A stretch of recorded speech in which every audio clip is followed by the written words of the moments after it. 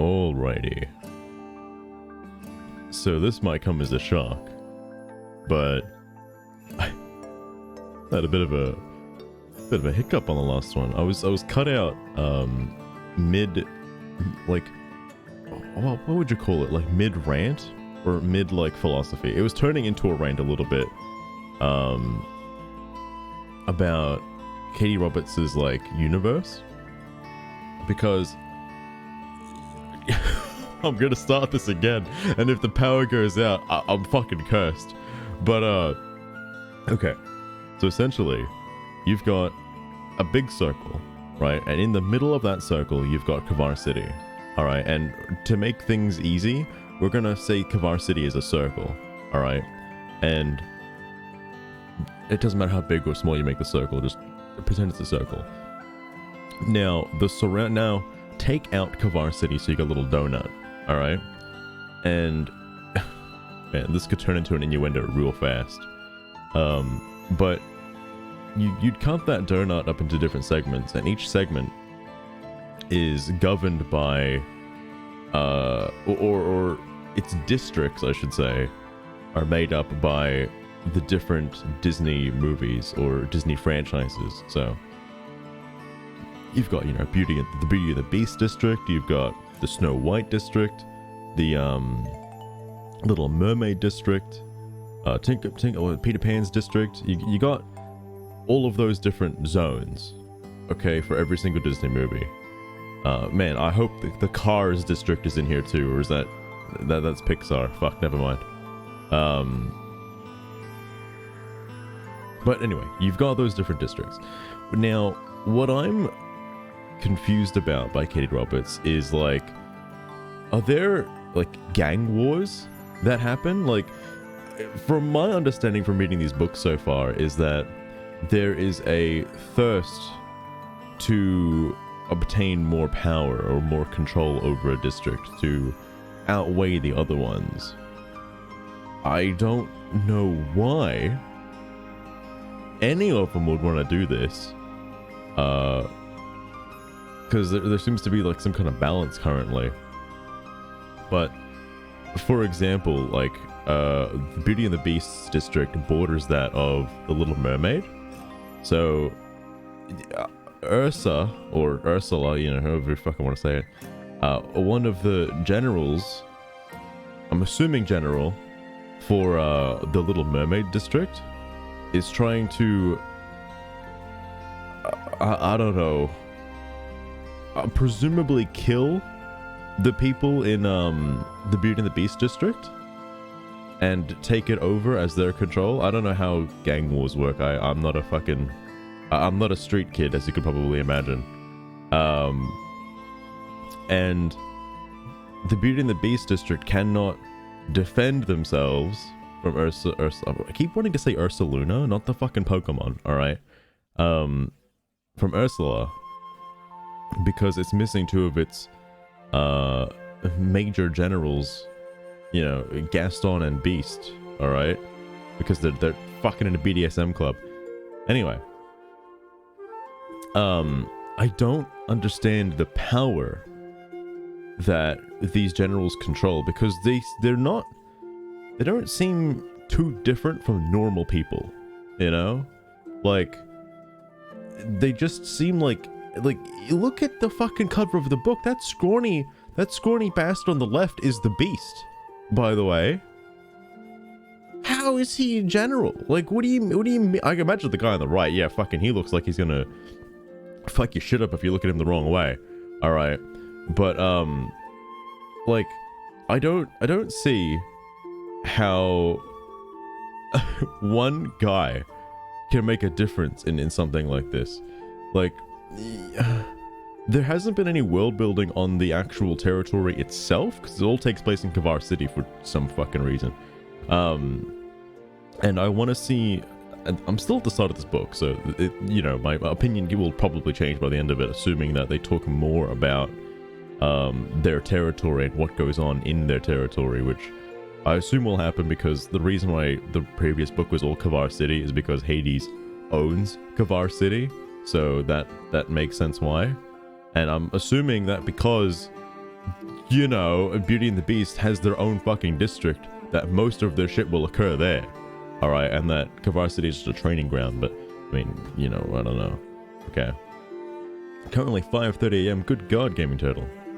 You might need to get some sleep. Don't do what I did and stay up for 24 hours and then go fishing. Not a well. It was a pretty chill time because it was fishing, but like I caught a fish. But don't do that because I was completely sleep deprived. You got to get rest. That's important.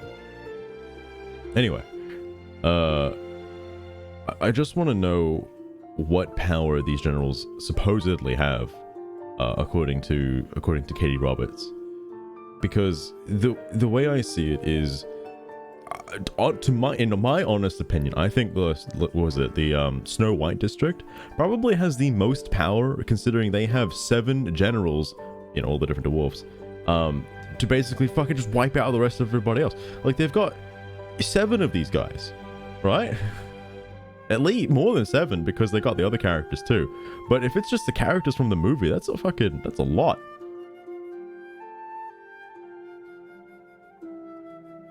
Oh, okay, that's good, Gaming Turtle. As long as you've had some rest, you should be alright then. Anyway, I'm sure like the book will cover that. At least I hope so. There's like another fucking billion pages to keep going. Oh, hang on. Actually, I forgot Hades is in the scene. I have to make sure I get a thing ready.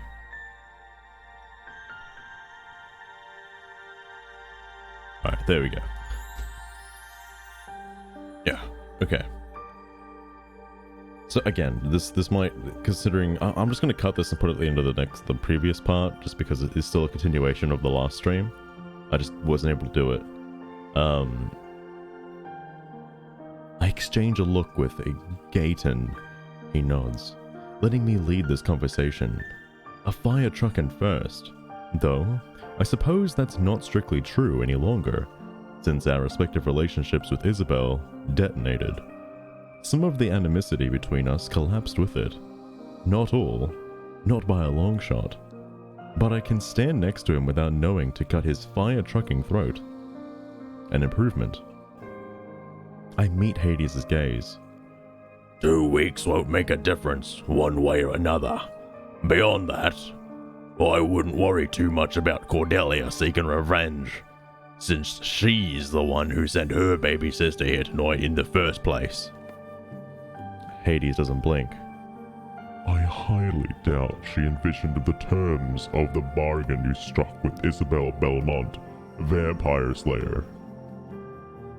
The book didn't say anything about the Vampire Slayer, it's just they're called Belmonts, so... It's Katee Roberts' idea for putting the word Belmont in the fucking book. Heat courses through my body, but I muscle back my physical response. All in good time. Because we do have time now. 2 weeks is more than enough to play out every filthy fantasy I never let myself contemplate with Isabell. The fact that Gaeton will be doing the same concurrently feels strangely right. We began this journey at the same time, and we'll finish at the same time as well. Will you, Beast? You'll both finish at the same time, that's good to hear. That's our business. See that it doesn't become my business. He glances at Isabell. The gaze cold. Wait, sorry, gaze cold? I mean, cold gaze? She's playing in deep waters. Don't let her drown and bring ruin upon us all. I cross my arms over my chest. If you're done. I am, for now.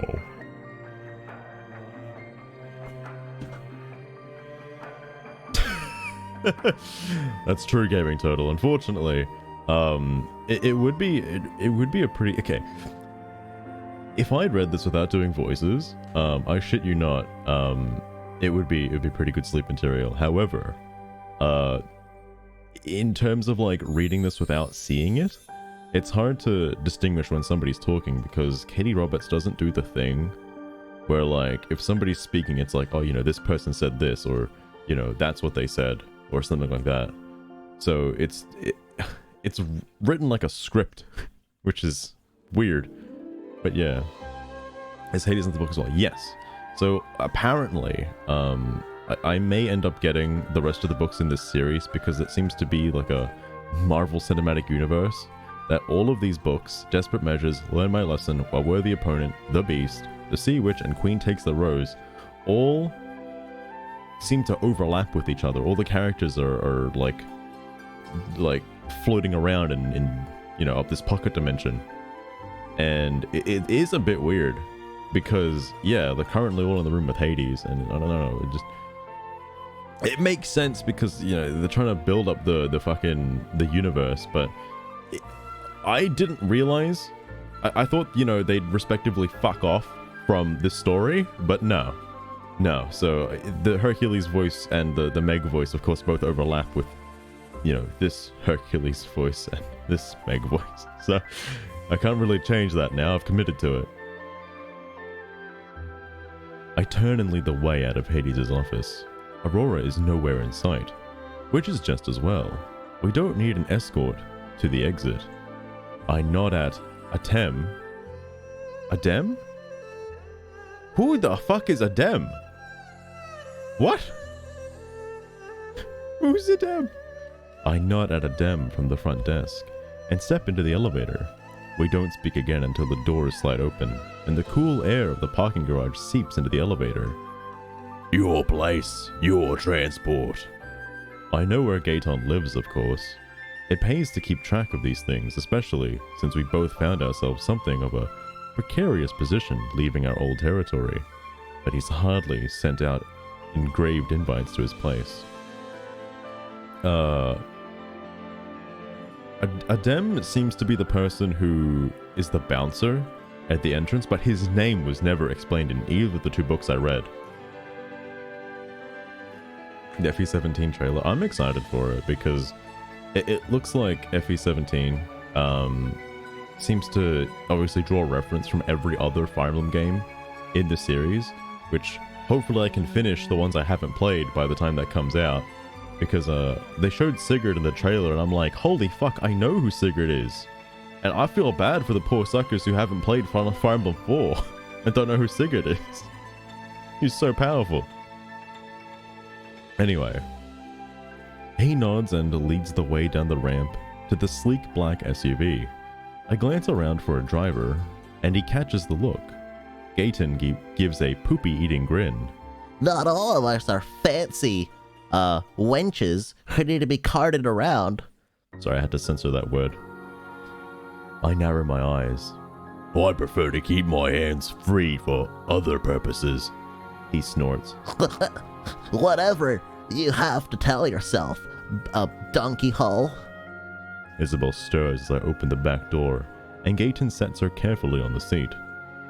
She blinks those big brown eyes at us, those poorly drawn anime eyes. Did I fall asleep? Her hands flutter to her hair, seeming to register how tangled it is, and then to Gaeton's coat. You ruined my dress. You won't be needing it where we're going. I nudge her across the back seat and follow her in, leaving Gaeton to walk around to the driver's door. Isabell slaps my hand away when I reach to fasten her seatbelt. You can't be suggesting I'm not wearing clothes for the next 2 weeks. Don't be absurd.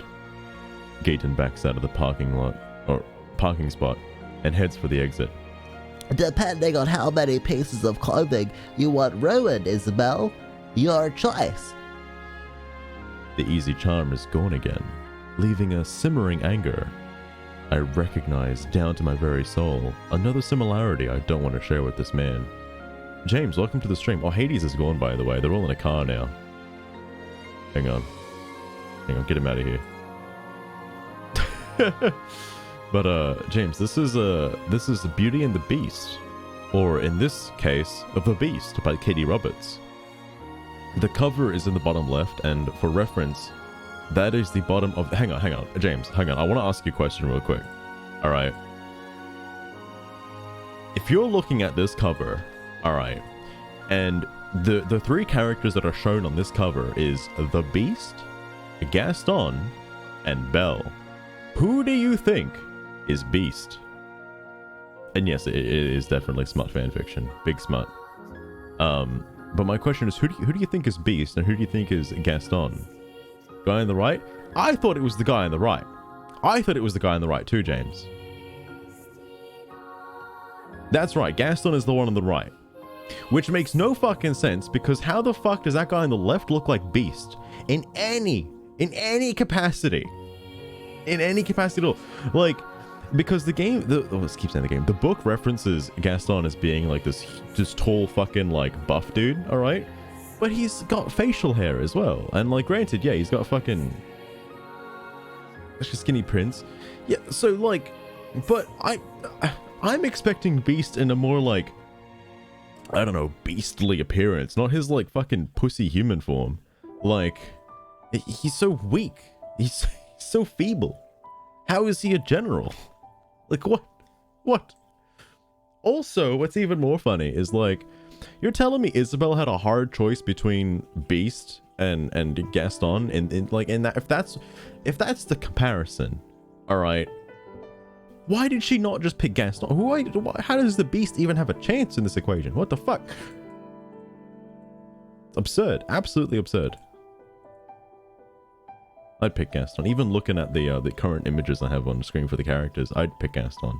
It's fucking amazing. Granted, he's the only one that isn't the same art style, but you know what I mean.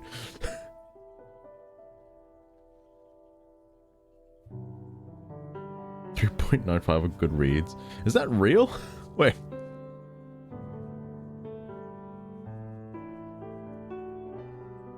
That's true, James. That is true. Wait, no, is he? Oh, wait. I should probably mention, I never actually watched the movie. He might be. I just know he's a hunter or something. And he's buff, I guess.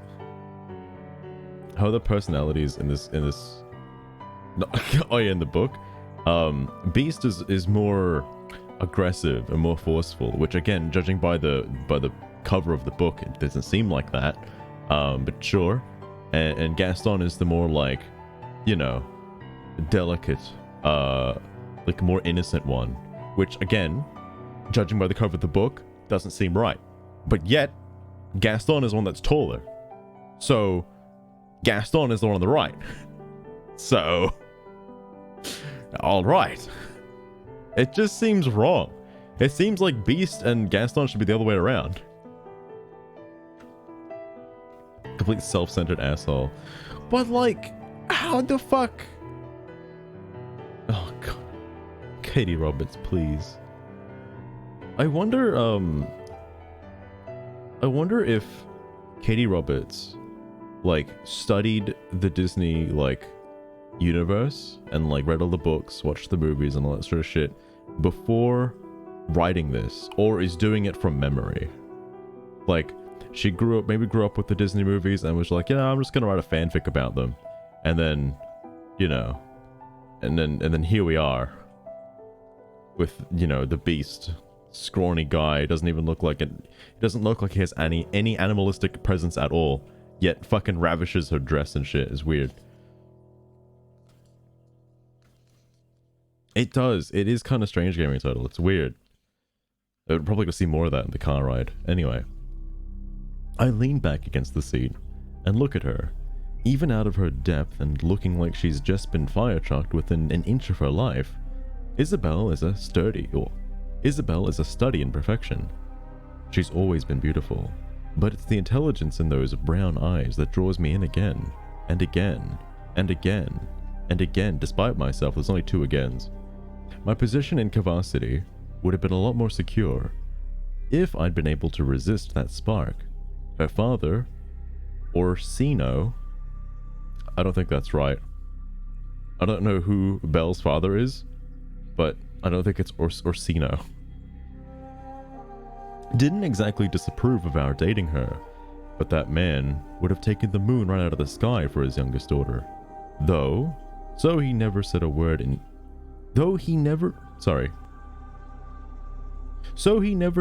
edgewise. He wasn't exactly thrilled with it though. Fire truck. But I miss him.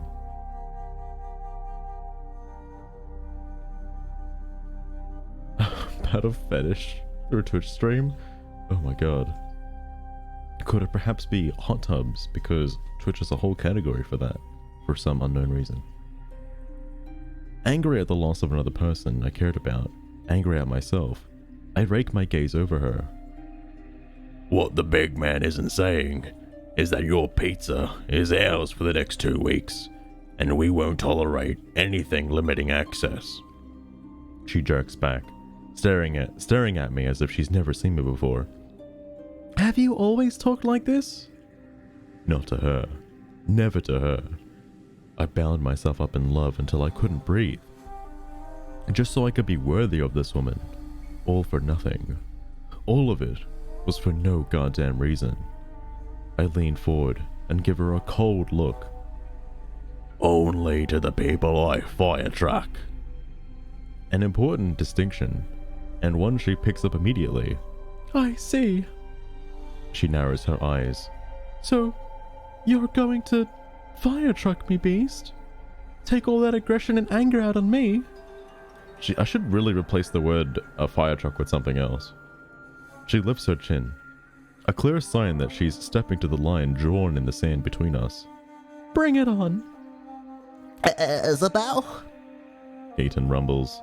Playing the brat isn't gonna make him stick his cucumber into you out of spite. He's got better control than that. I'm glad one of us is sure of it. Right now, it's everything I can do to not fall on her and fire truck until she begs for mercy. Until I can get rid of the tight feeling of my skin being too small. No matter what I did for this woman, it wasn't enough. And when Gaeton finally called it quits, and she should have been mine, by right, she left me in the dust, and I still don't know why.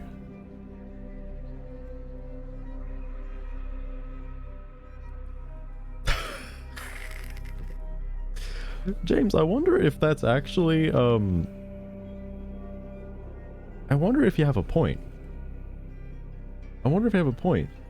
Because, according to this, Katee Roberts, is the best-selling New York Times and USA Today's author. I don't believe that. Also, this book came out like a year or two ago. Which I also can't believe. Here's the thing. This was mentioned when I read the last book. Is the fact that she has a fuckload of books, and the last one I read had so many goddamn typos and spelling mistakes. It was just baffling to me that I had a published book that was just filled to the brim with you know, errors. And I was like, did she just like pump this out to sell a fuckload of copies and make a shitload of money? Because people will buy it? And I mean, that's fucking like, man, where's Little Sonic with this little Sonic harem and the fucking, you know, where's the published copy of that? Why isn't he pumping out like fucking novels?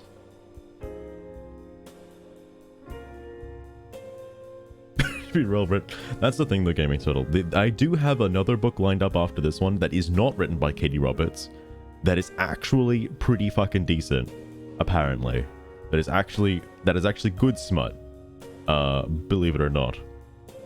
As opposed to this.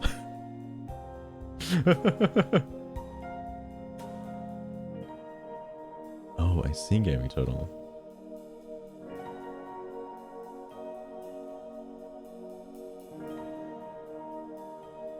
Oh, interesting, James. I see. Oh my god. Fuck. I mean, that is a very good way to look if I could sell more shit, though, to be fair. No way. New York Times best-selling author Katee Roberts? Holy shit. / Zeus? Wow. Such a wordsmith. Incredibly wondrous ways with words. Askins?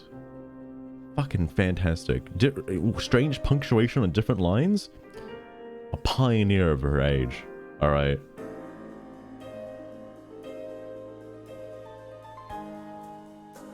It's the lowest bar possible. What is actually a good award for book authors to have? Like, what does J.K. Rowling have? Because surely she sold a lot of books. Like, what's the tagline for Harry Potter? Is it like J.K. Rowling, the best-selling author? Like, fuck. The Hugo Award. Oh fuck. I don't know what that is actually. Hang on. Hey Google, what is the Hugo Award?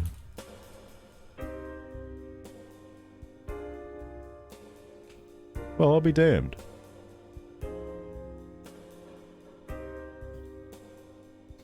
What if the Harry Potter books got it? What the fuck?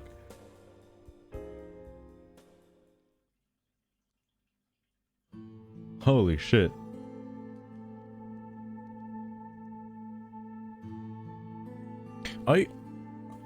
Part of me also wants to know what an average day in the life of Katee Roberts is like, because considering this book only came out like a couple of years ago, like about 2 years ago, she has a huge series of books to her name, and I'm wondering if she's like pumping them out, like maybe there's multiple in 1 month. There has to be multiple in 1 month. There's that many books. So she's like fucking like maybe like a week or two she finishes the novel. Like fucking hell. That's probably why there's so many like typos and shit.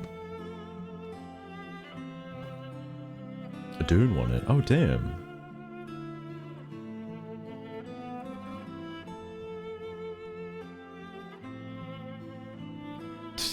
I do remember hearing about some very like Monka-esque shit in the Harry Potter books. And I believe J.K. Rowling is retconning some things in post. Like, yeah, that's fucking canon, that's not canon. Whatever. Anyway, back to this. I turn away from her and stare out the window. We are only a block away from Gaeton's, which feels like a block too far at this point. The icy calm I had in the underworld is unraveling too fast to stop. I don't know what'll happen when it's completely gone. We arrive before I find an answer. Gaeton's place is like most of the other buildings in the neutral territory ruled by Hades. It's a mishmash of businesses on the lower floors and apartments on the 2 upper thirds. Man, I have never lived in a city. We're all silent as we take the elevator up to the 20, is that how you write 20th? Up to the 20th. Not the top, but damn near it. I raise my eyebrows at Gaeton. He smirks. Don't tell me. You got some cheap donkey apartment in the size of a matchbox? He's wrong. We made good money under Orsino Belmont, precursor to Simon Belmont, known as the Man in Black to everyone else. But with the furniture so uncertain, I chose not to blow more of it than necessary on rent. Over the years, I've learned the hard way that nothing is for certain, and having a financial nest egg can make the difference between surviving and ending up 6 feet under. If I wasn't so paranoid, I would have made it out of Sabine Valley alive. I'm going to read that as Sabine, even though it's like Sabine? Something like that.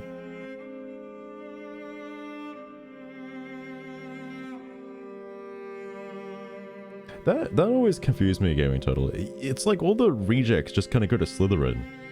All the delinquents just go to Slytherin. It's like, surely there's nice people in Slytherin, yeah? They're not all fucking assholes. But like, does the hat just be like, this guy's a cunt, put him in Slytherin? Like, alright. Thanks, fucking hat. Like, goddamn. That fucking hat is so biased. I wish I could have ensured the same survival for Cohen. Okay, no reference to who Cohen is. That's lore for later. I push the thought away. I don't want to think about the past right now. I don't want to think about anything, but extracting every bit of pleasure from Isabell's tight little body in retribution. It's enough. It has to be enough. Gaeton opens his door. One of only 4 on the floor. Okay, so I thought I was... Hang on. I had to reread the previous paragraph real fast because I thought Gaeton actually said that line, but no, it actually was Beast. But then Beast was just reiterating how much money they've actually made, and Gaeton apparently has spent it differently? I don't know. Anyway, and he steps aside to let us precede him. There's no way the apartment was furnished when he moved in. Current trends lean towards the modern look, and fragile as fire truck furniture. Wow, good old F&F. The massive couch and chairs dominating the living room look like they could hold 3 men of Gaeton's size without a problem. He puts down a thick grey rug that softens the marble floors. His dining table isn't particularly huge, but the style wouldn't be out of place in some ancient king's banquet room. The pair of doors lead into what must be a bathroom and a bedroom. The kitchen is small and seems barren as hell. Seems barren as HE double hockey sticks. But the appliances are all top of the line. The real perk is the view. The massive windows look over Kavar City, painting the night with an array of lights. Gaeton closes the door and locks it. Shall we? I don't know. If he means it's time to fire truck. If he means it's time to talk or time to fire truck. But I'm only in the mood for one of those things. Talking. I turn to Isabell, who's looking around with wide eyes. The book didn't say talking, by the way. And inject a little snap into my tone. Lose the jacket. Now. She hesitates, but finally unzips the jacket and shrugs out of it. Good. Now, bend over the arm of that couch and brace yourself on the cushion. Isabell flashes me a look. No. Alright. Sunflowers, welcome to the stream as well. Sunflowers, if you're confused about the last stream, my power fucking cucked itself. So the stream abruptly ended and didn't come back for a while because good old Ergon Energy fucking took out like the entire city completely.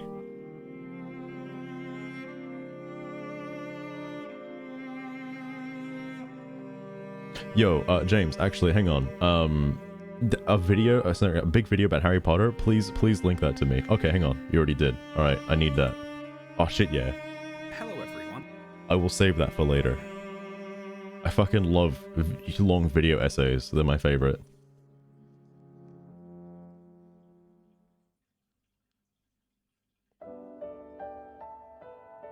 I think, which reminds me, I think I watched a whole fucking video essay on, like, the Ben 10 series yesterday.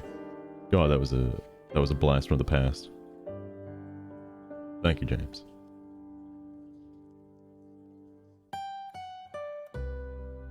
The Twilight series. Oh god, the Twilight series.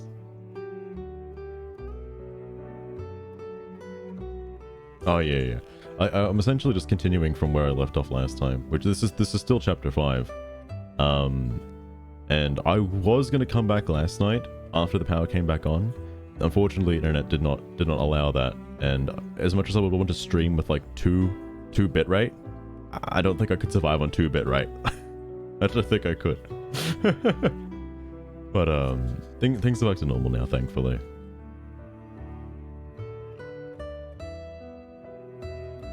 Alright, yeah. A dark thrill soars through me. It's likely saying something unflattering about me, that I want her to fight.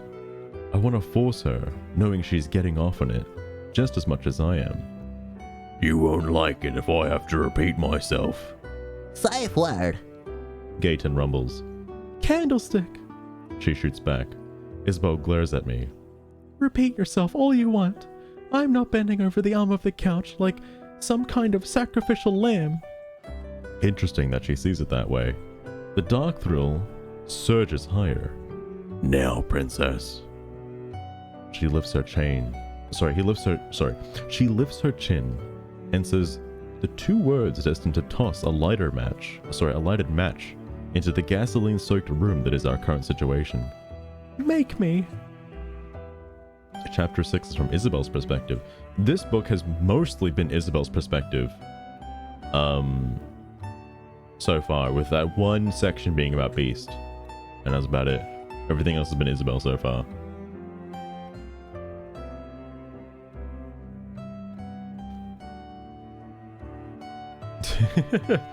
Gary Tuttle. I still don't know the full real reason as to why, but it definitely was a more. Oh my god, what the hell is that? Oh, oh no. The I should mention the whatchamacallit, the fucking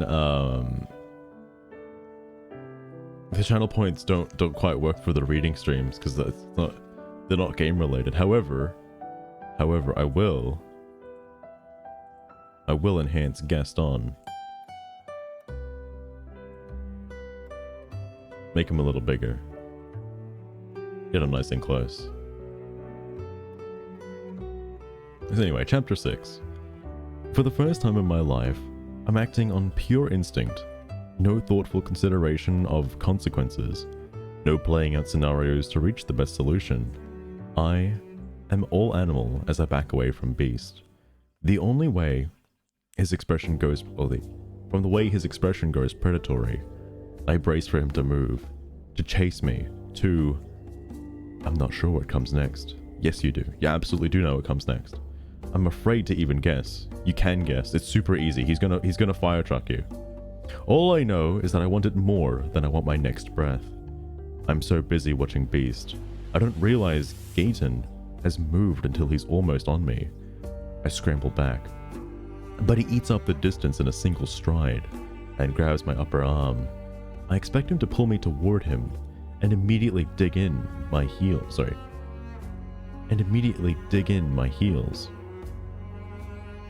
Okay, but he keeps moving, knocking me off balance and half dragging me to the pair of doors in his room.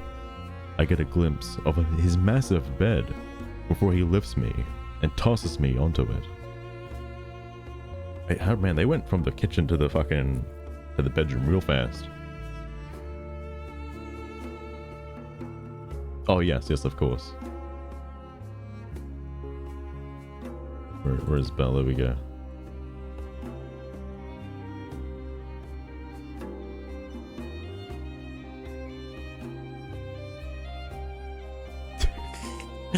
I don't know why that looks so funny to me, but there they are. I don't have a chance to find my bearings before he snags my ankle and flips me onto my back. Something soft and strong places his hand. Wait, sorry, what? Something soft and strong replaces his hand, and then he's moved to my free leg and repeats the process. Sorry, something soft and strong replaces his hand. What the fuck? I scramble to sit up and find that he's cuffed my ankles to straps that seem hooked at the bottom corners of his bed. They're long enough that they aren't hurting me, but long enough for me to be able to close my thighs. I jerk my legs up, but they're too strong. What the hell, Gaeton? He ignores me. Best! Get in here! He barely waits for the shorter man to walk through the door. Yeah, I just called him the shorter man. He's that small man. No one fucks like Gaston. Full on true. Absolutely. I mean, like, he's a fucking gigolo Chad. He's amazing. Well, actually, that being said, though, the chapter where Gaston did his... Was it Gaston? It was Gaston that ate his pizza. Very, very strange. Anyway. Hold her! Well, I need to loosen the straps. I tense. No! Beast climbs under the bed. It's a sturdy 4-poster with a square frame connecting the posts that look strong enough to suspend people on. Very descriptive, Katie. Very descriptive. I can't think about that too hard because he's advancing on me. No, think about it more, please. I expect him to try and get behind me, but he settles right into the cradle of my thighs, his jeans creating an obscene friction. He props himself over me and studies my face. Disappointed you didn't get more of a chase? Fire truck off. Fire truck on. That's the new wax on, wax off. The strap on my left ankle loosens, and Beast uses his thigh to hitch my leg up, keeping me splayed. His grip grinds against my wrists, and the ache makes my veins feel like there's pure heat flowing through them. I don't understand. I don't understand any of this. I'm so busy staring up at him in confusion that I barely notice Gaeton, loosening my right ankle, and Beast shifting me up in the bed until my tension is tight again. What are you doing to me? What we should have done in the first place. Beast looks up and releases one of my wrists. Gaeton clasps another cuff around it, and then moves around the bed and repeats the process. Wow, he really likes repeating the process. He's done it twice now. You could call that repeating the process. With my left wrist. I pull on the new bindings, but I'm spread out and utterly helpless. A Beast sits back on his heels, between my thighs, and surveys me. Nice setup. Sorry. Beast looks over at Gaeton's gaming PC. Nice setup you got there. What's it for? Minecraft. Oh, yeah, I've got one of those on myself, actually. Gotta have a 3080 for those. Big old draw distance in Minecraft. You're damn right, Beast. You want a game? Hell yeah, I do, Gaeton. We don't need this wench. Keep her tied up. We can just play games. Hell yeah.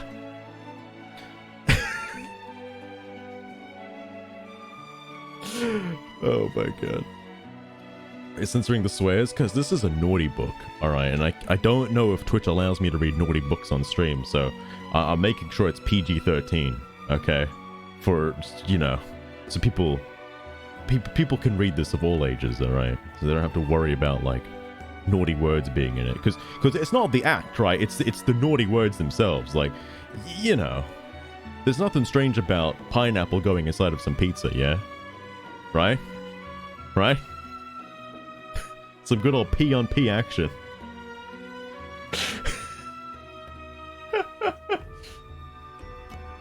Sure, you're allowed to stream this. So, interesting fact, James. There's a couple of things. So one, hang on, let me put the book down for a second so I can explain this in more detail. Now this might get me banned. Hang on. Can I find the video? It's gonna take a fucking hot minute to try and find how much shit did I watch before then. Oh man, I watched a lot of crap. Where is it? Where the fuck is it? Okay, here it is. So, to reiterate, showing illicit material on stream is a big no-no from Twitch. Apparently you get a 7-day ban and then you're back to normal. All right, apparently. But you know, listening to illicit material as well, not like reading, not somebody going like, oh fuck your you know, whatever the fuck. That's fine. But if you've got like, you know, some raunchy R-rated stuff playing in the background, like, you know, the Borderlands 2 infamous sex scene.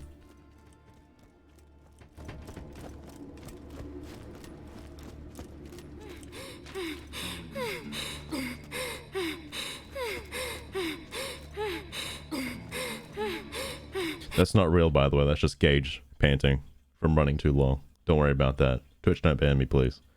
But that's the type of shit that probably would be a little bad.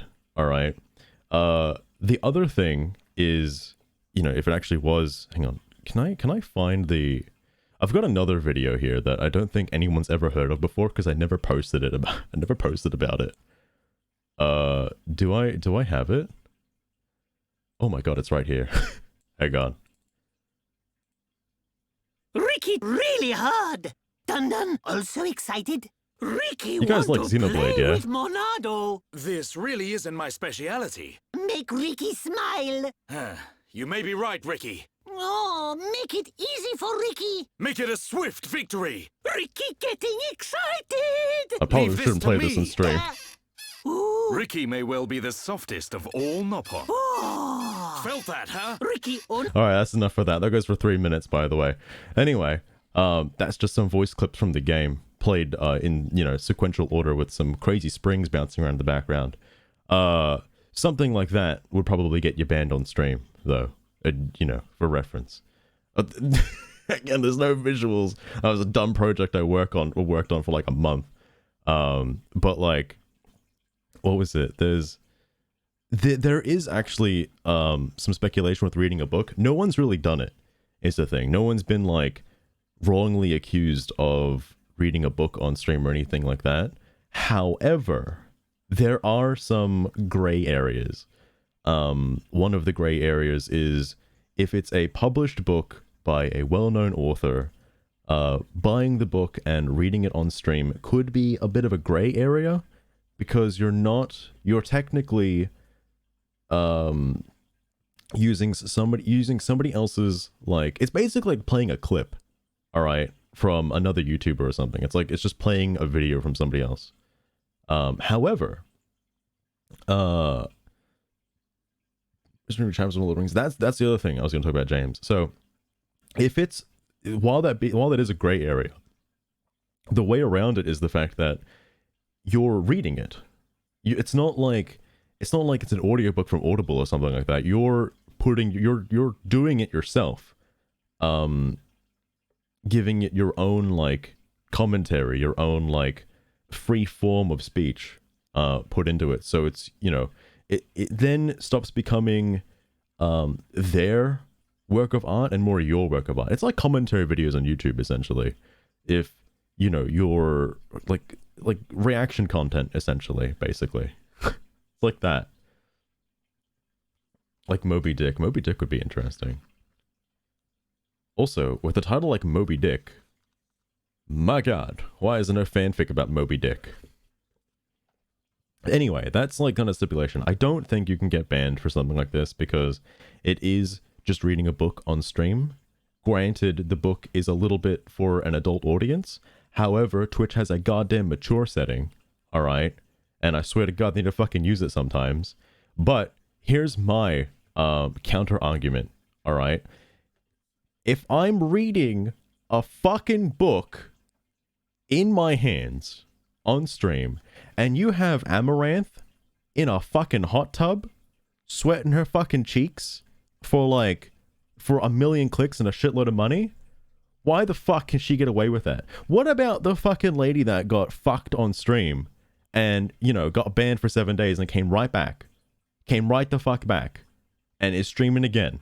Like she didn't just get fucked a week ago. Like, excuse me? I don't think there's anything wrong with reading a book on stream, alright? I don't think there's anything wrong with that. And I refuse to believe Twitch could ban somebody for reading illicit material. Hearing illicit material and showing illicit material are two different things, however, because then you're obviously fucking, then you're pushing the boundaries, alright? Then you're pushing it. That's a fair point, James. No, James, that's the other thing too. All right, so Amaranth probably gets a free pass and a slap on the wrist because she's making fucking Twitch like $1 billion. All right. The lady who got fucked on stream the other day, I don't know if you heard about this, James. It made fucking waves everywhere. She was basically at my tier. All right, fucking nobody. All right, and she gets banned. Okay, for 7 days. I don't know why the fuck. It's a 7-day ban, all right? But when she comes back, she's gained so much revenue, and now she's, like, up there with basically Amaranth now. It's like, what the fuck happened? She just gained, like, she just profited off of it. That was, like, the best possible thing she could have done. What? How does that make any sense? How does that make any sense? Anyway, book rant over. Back to the book now. We're getting fucked on stream. Oh god. Dude, if I gained a viewer for every time Nintendo fucked me, I'd be up there with XQC right now. My god.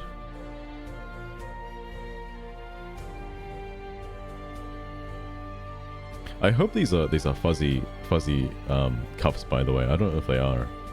But surely he didn't put real cuffs. Anyway. Hang on, I need to find out who's speaking real fast.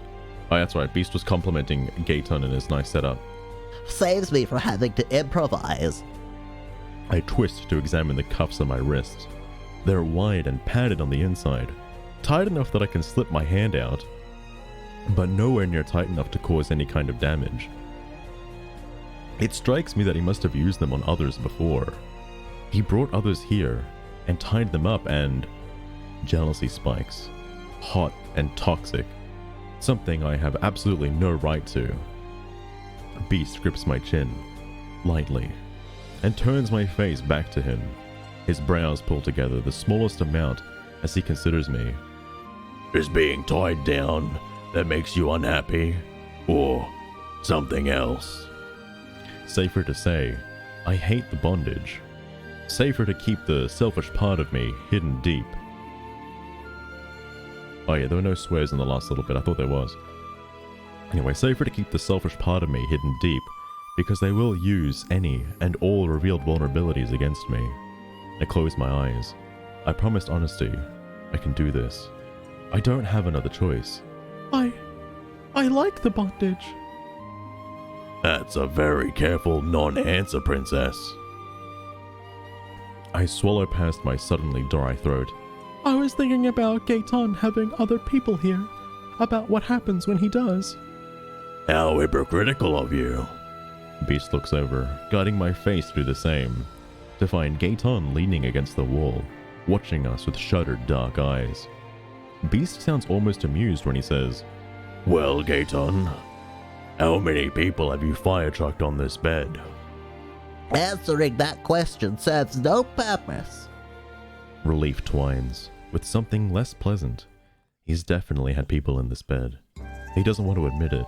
He's a virgin. No one else has used these cuffs before. I'm the first one. The book didn't say that. Gods, this hurts. There's nothing more than I deserve. But it hurts all the same. Tell me something, Isabell. Beast drags his thumb over my bottom lip. I'm not going to like what comes next. I already know it. What?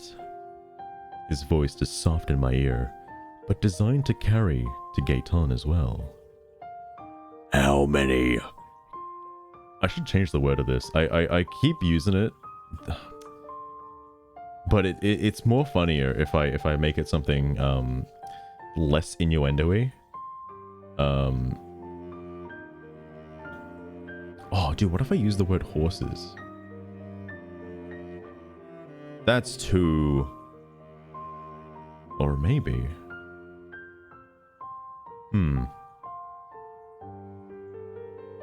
What about the word...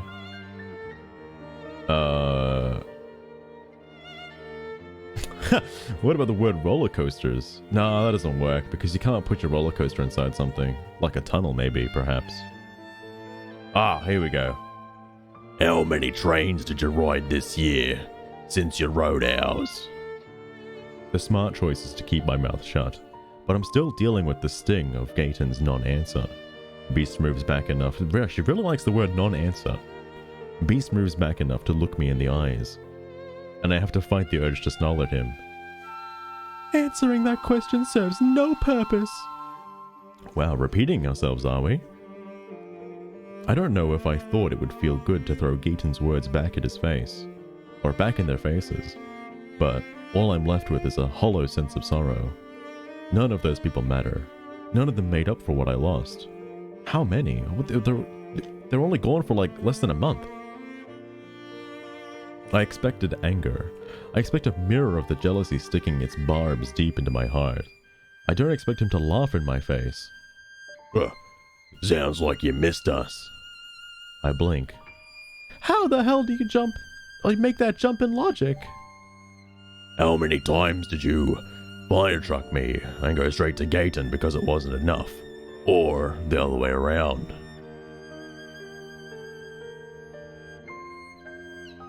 Misunderstanding of consent. So yeah, there's this is a bit of a weird scene because it happened before as well, and I can imagine the book is littered with this, but I know it's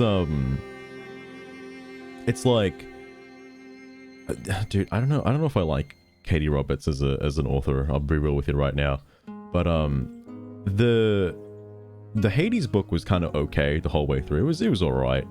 This one's a little bit more questionable because you can't just say that, oh yeah, she's fine with it. She's fine with getting fire trucked left and right. And then being like, no, I don't want to be fire trucked. And then have that like be the main premise for the rest of the next couple chapters. And like as they're doing it, like, I don't know, man. I don't know. Like, you did like, it's like, oh, what's your safe word? And it's like, well, you mean, you know, because Megara and Hercules and Hades didn't use their safe word because they were never in like a denial position to use their safe word. They all wanted it and they kept expressively saying that they wanted it. Like, I mean, like, Isabell on the other hand is a little questionable because she says she wants it, but then it doesn't reference wanting it again for like the next couple of pages. I don't know. Very, very questionable here. Very questionable. Anyway. My face flames. More times than I care to admit. Because I couldn't get enough. Yes. But because they both offered me different things. Even while they held back so much. I'm sure you have a point you're trying to make right now. My point is, I'm surprised as hell you didn't fire truck your way through the entire territory. You're such a donkey hole. Who's to say I didn't fire truck my way through an entire territory? It's like this book was written by a child. I want to spit poison, if only to expel it from my veins. This hurts. It hurts so much, even if I deserve it. I'm incapable of taking the pain without lashing out. Maybe the reason I fire trucked you both on the same day is so because neither of us could get the job done. Gaeton finally moves, drawing our attention back to him. Seems like Isabell doesn't need our trains, Beast. Seems like she's got a whole train yard to herself. Beast palms himself through his jeans, expression contemplative. He's so close. I can feel the air displacement from his hand against my pizza. Seems so. That's... You can feel the air displacement? What? Oh, she's a fucking airbender. He says slowly. Another stroke. His blue eyes narrow. I don't know about you, Gaeton, but I'm not inclined to stick by train where it's not welcome. Yeah, best to keep it safe. Make sure everyone who boards your train has a ticket, otherwise they'll be boarding for freight. Gaeton's voice has gone low. He also didn't say any of that shit. But Gaeton's voice has gone low. But the narrator didn't know that. I'm right here with you. Beast's blue eyes... Beast's blue gaze goes wicked. There's another option if you're up for it. The barest of hesitations. You're saying the best way to punish Isabell is to show her exactly what she's missing out on? It feels like they're reading off a screenplay, and then so is the narrator too, actually. And I'm left to flounder in the dark. Wait. What do you say, Gaeton? Just this once. What? I feel like my eyes are gonna pop out of my head. No way. You aren't saying what I think you're saying. You hate each other. You'll... Wait. Shit, did I censor this word?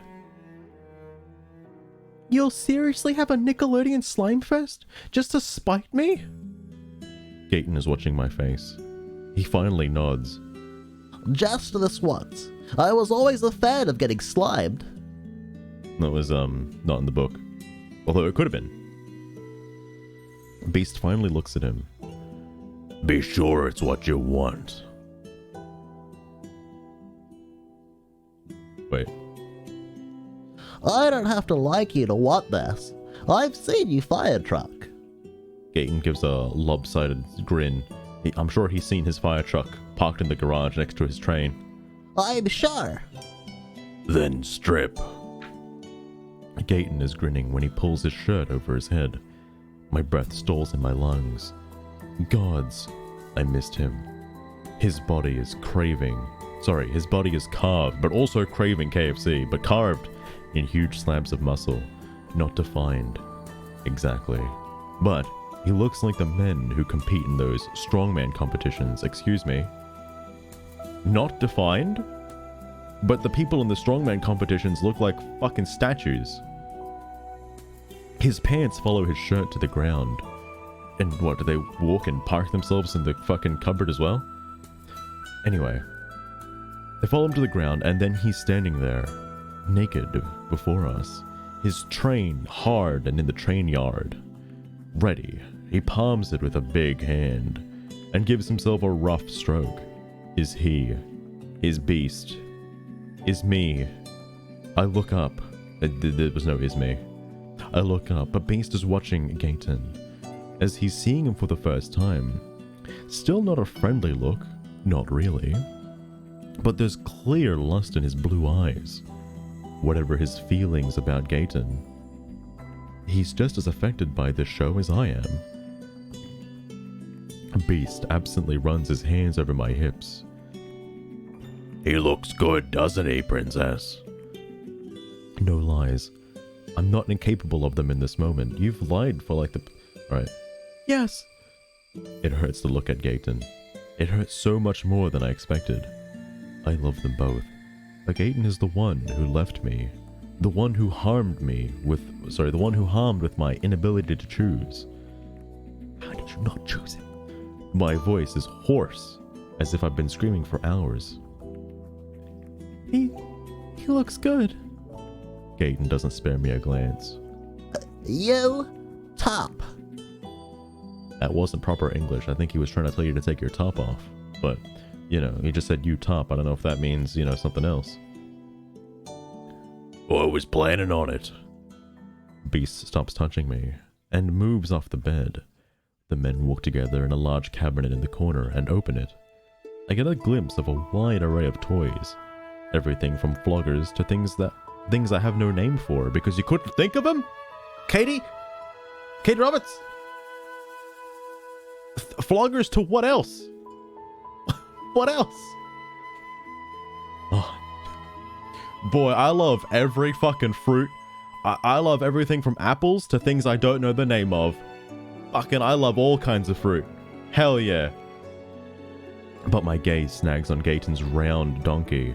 Before I stop worrying about what they're quietly negotiating over there, I like how the more I do this, the more the non-swear rolls off my tongue. So I can't wait to just instinctively do that in, you know, outside of streaming from now on. I'm just gonna fucking randomly just not swear. I'm gonna be like, oh yeah, you have that fucking donkey hole over there, my god. Anyway, I didn't envision ending up in this position when I went to the underworld earlier tonight. I'm still reeling from how much these men kept from me in their individual ways. This is the kind of Nickelodeon slime fest they got off on all along. This, the kind of Nickelodeon slime fest I also get off on. Why couldn't we figure that out together? Why did it have to be so polite? God, I love the Nickelodeon slime fest. Oh my god. I'm partially to blame for that. I let my carefully couched questions fade into silence. When I... Sorry, that fucking carefully couched questions fucking threw me for a loop. Anyway, when I found them resistant, I never pushed them for the things I truly fantasized about. I let them put me on a pedestal, and I told myself I was lucky to have the two men I wanted most in my life. The whole situation seems like a flustercluck in hindsight. The book obviously said the other way around. With each passing minute, it becomes clear just how effectively we lied to each other. We lied to ourselves and to each other. Gaeton and Beast finish their conversation and walk back to the bed. Beast has a thick flogger dangling between his legs. I mean, he also has a flogger dangling from one hand, and Gaeton's lost his grin. They stare down at me, spread and vulnerable. Beast finally says, You don't get any train tonight, Princess. It's a one-way ticket out of here. But... The book didn't say that, but... Oh, but be very good, and we'll allow you to earn both of ours. Humiliation burns me, even as it strokes something inside me hotter. I am Isabell Belmont, vampire hunter. I've never begged for anything in my life before tonight. And I'm not about to get in the habit of it. I have to fight to meet his gaze. To not look away. I make no promises. We know. He motions to Gaeton without looking at him. End of the bed. Hands on the frame, over your head. Nice rhyme there. Nice rhyme there, beast. The big man moves to obey. I have to keep my head. This is so weird coming from like the scrawny dude in the cover to like the fucking gigolo Chad. It's crazy.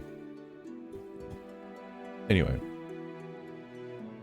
I have to keep my head lifted to see everything, and my neck already hurts.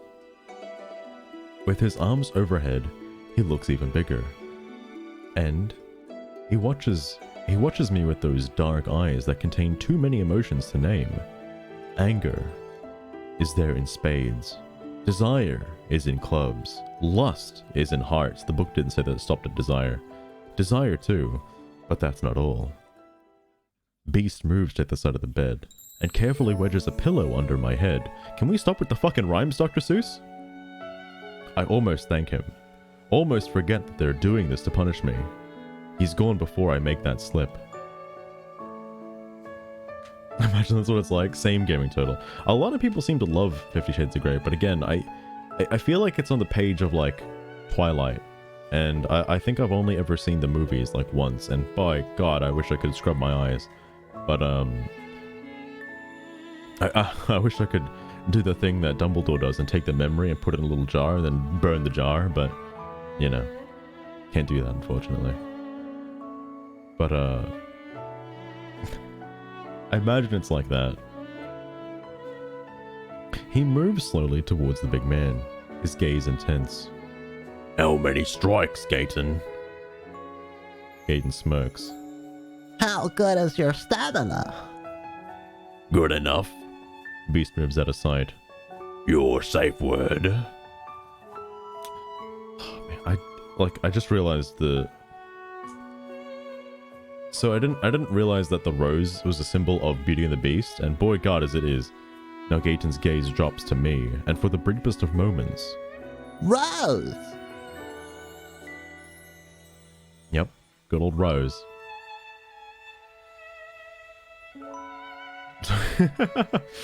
You're not raw gaming channel. I think what was it? The biggest plot point of Twilight, the only thing that I took away from it is like there was actually two big things I took away from it. It was the fact that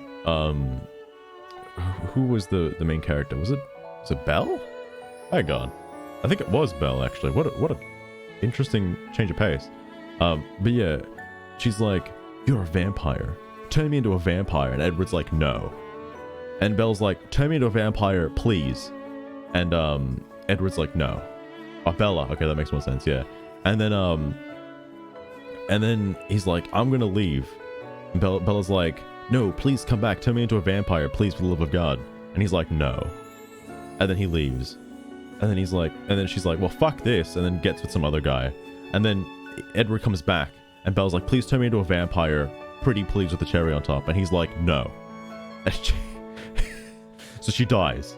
And then he has to turn her into a vampire. And then he's like, "All right, you're a vampire now." And she's like, "This is amazing. I love you." And then the end of the story. What the fuck?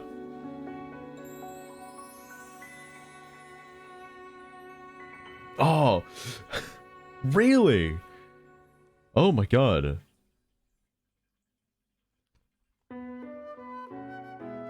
That's the other thing too, James. It's like the whole Team Edward, Team Jacob thing. People are like, you know, You team Edward or Team Jacob? and I feel like it's only Team Edward. I don't think there ever was a Team Jacob. I think people who are fucking on Team Jacob are fucking delusional. Like, I don't think that's even possible. Like, Bella had no romantic interest to, you know, Jacob, and Jacob was a big old, like, he was a man with all the jocks. He was like, "Oh yeah, fuck yeah. Like, I love me bros, love me homeboys, hell yeah." Yeah, he's like the type of guy that would, like, you know, bros before hoes and whatnot. That's the kind of guy he'd be. It's a hardcore moment. Oh my God. I never knew about the people behind these stories, like J.K. Rowling or fucking the person behind Twilight. I never knew that shit. Interesting. But what's weird though is Edward is a fucking, you know, vampire from the Victorian century. He's lived for like, you know, a couple hundred years. And granted, yeah, he still looks 18, but like Bella is like 18. And he's like fucking centuries old. Like, there are no red flags? Like, isn't it a bit weird? A bit weird? What if he kept aging? Would that have been weird? Alright, anyway. Anyway. Isn't that claim room? That's true. That's very true. This is very conservative views. My goodness. I'm gonna have to do some deep dives after this book as well. Some crazy deep dives.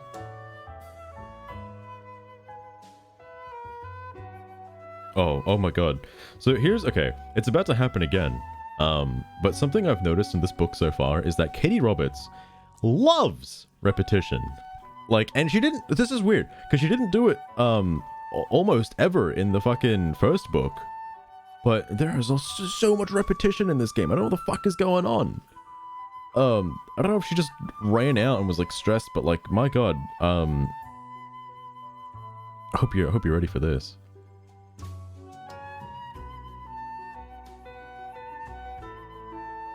Girls are crazy over that shit. Oh, fair point, fair point.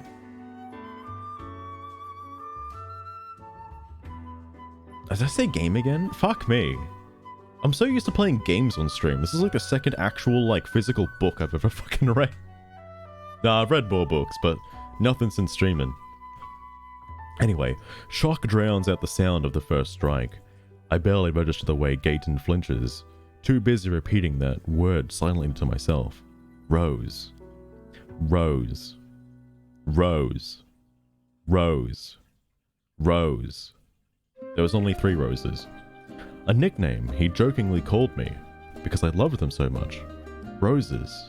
Of every color on my favorite thing. Beautifully and deceptively painful. My father went so far as to create a greenhouse just for roses as a gift for my 18th birthday. I pushed the memory away. It hurts too much to think about now. But all I'm left with is the sight of Gaeton stretched at my feet. I thought she was about to say goat seed for a minute. The sound of the flogger making contact with his back.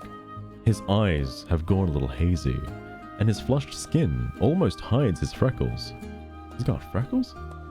But it doesn't take long before even his flinches have disappeared, leaving his body loose and relaxed. This is what pain can do to a person? I've done that before when Katee Roberts has repeated the same word like more than twice, and fuck, man, I don't know if she's just trying to like drag it out like a you know, a kid in primary school would do to their English essay. Because boy, was I, you know, the kind of kid who would use and then and again, and then and like a 4th time, and then and again in the same paragraph. Because I couldn't fucking write for shit, man.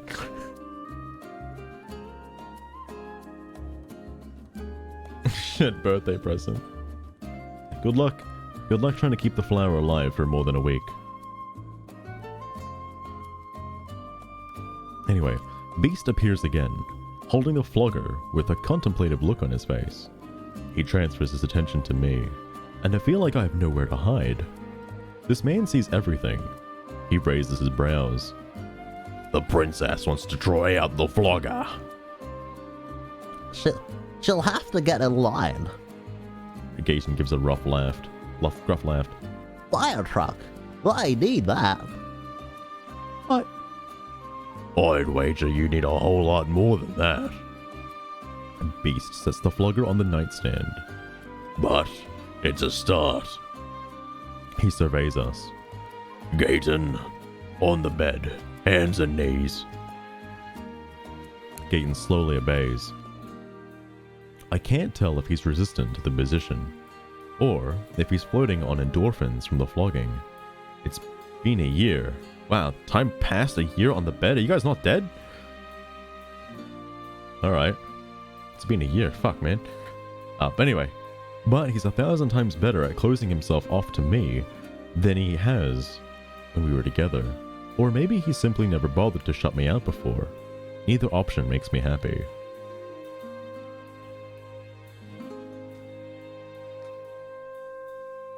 That's true, Gaming Turtle, that's true. Although, sometimes I like to believe that Katee Roberts finds a word she really likes, and then uses it throughout the entire chapter. Or does it pulls a Throwback Thursday and fucking uses it like later on in the book. So, can't wait for that.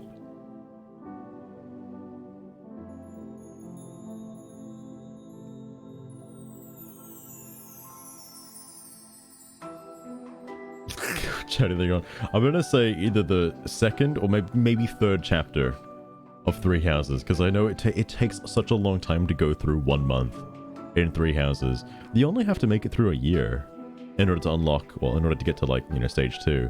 But good god. Oh no, sunflowers! But that does give me an idea. Microwaving some buns? Maybe that's what Beast is doing to Gaeton with his flogger. He's microwaving his buns.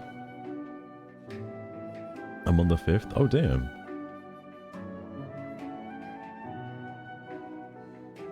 I will say, though, Three Houses is quite a hefty long game, although there is a lot of shit in it, to be fair.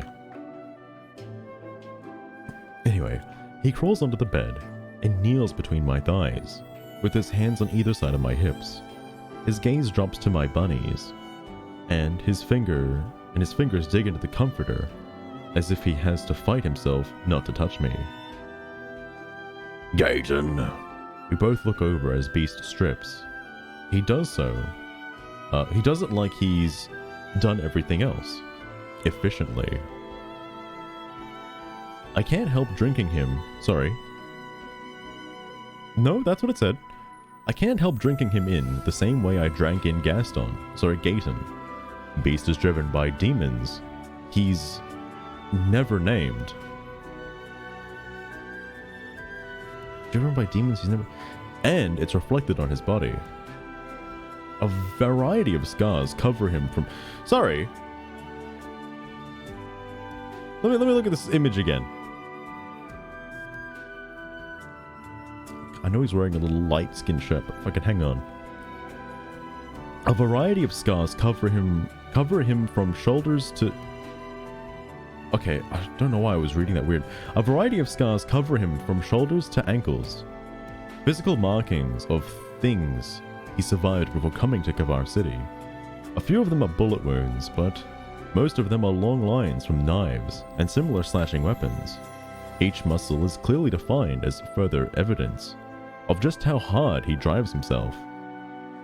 When we were together, he spent significant time in the gym and gun range, preparing for a war that he wasn't able to win in Sabine Valley, doing what he could to ensure one wasn't on the horizon here. I like how Katee Roberts has subverted my expectations and filled in plot into the smut. Thank you, Katee Roberts. I needed that. Also, he doesn't look like he's the type of guy who would survive gunshots and fucking bullet wounds and fucking slashes and shit. That he just doesn't seem like the type of shit he'd be able to do.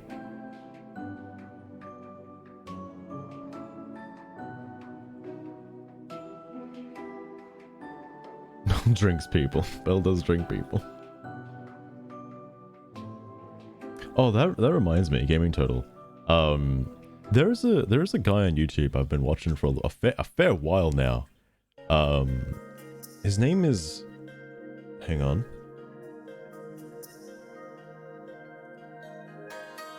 His name is Ateno.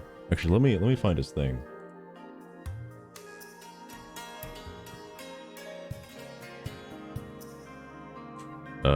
Hold on. I'll just link it in chat.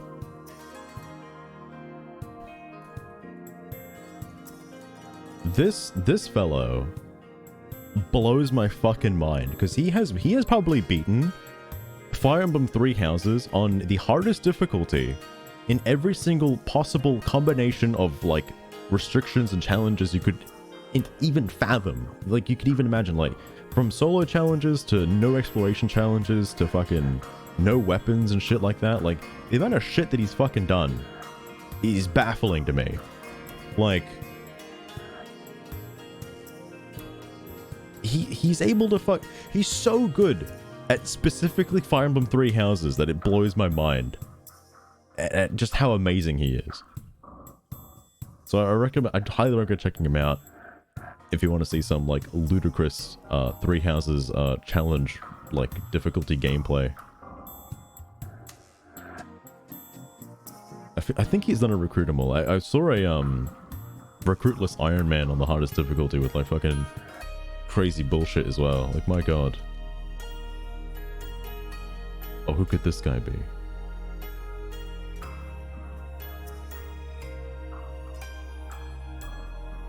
Oh, fuck. Yo, he has a Fire Emblem Fates retrospective. I'm gonna have to check that out after the stream. Holy fuck. Actually, I'm definitely gonna have to check that out after the stream. My god. I'll be deep diving into his stuff later.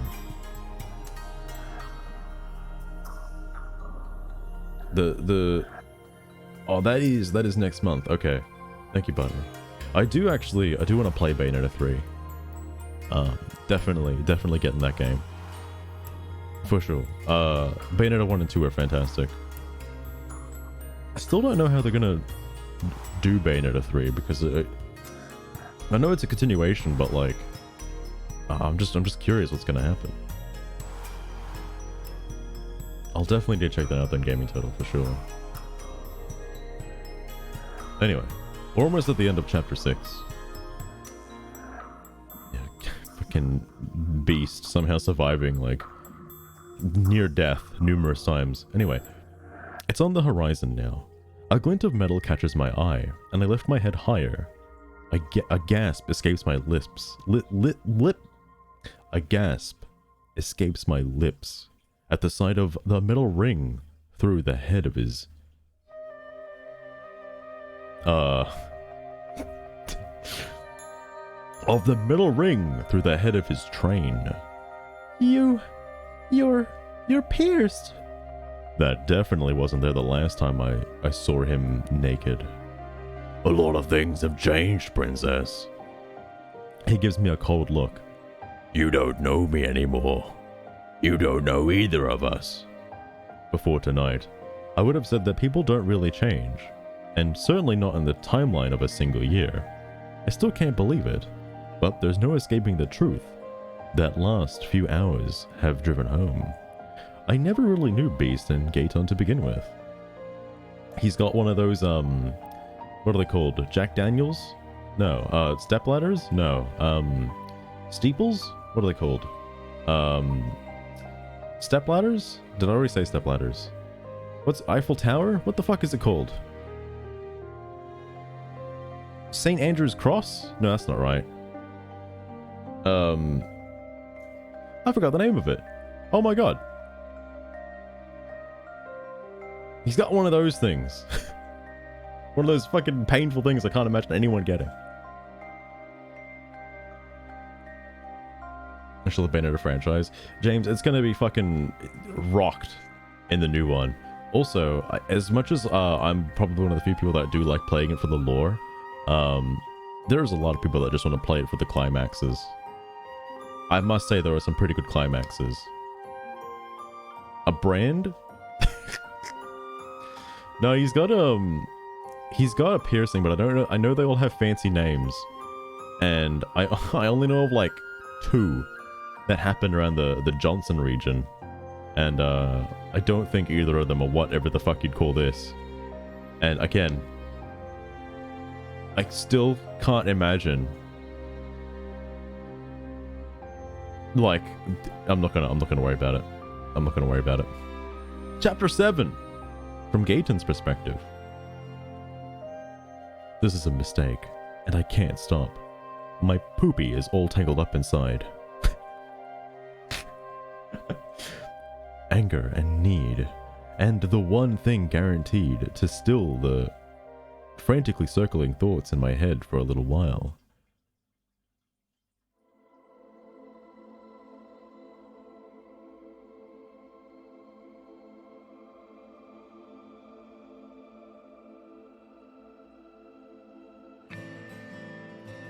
Okay, sorry, it took me a second I had to reread that. I read it correctly, so I'm not gonna reread it, but yep.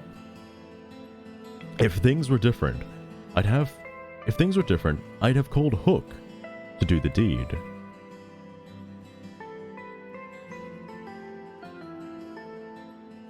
Holy shit, am I not reading this right? If things were different, I'd have called Hook to do the deed. Would have done anything but give my submission to a man. Okay, I feel like there's a word missing there. Before the word would, there should be something else there.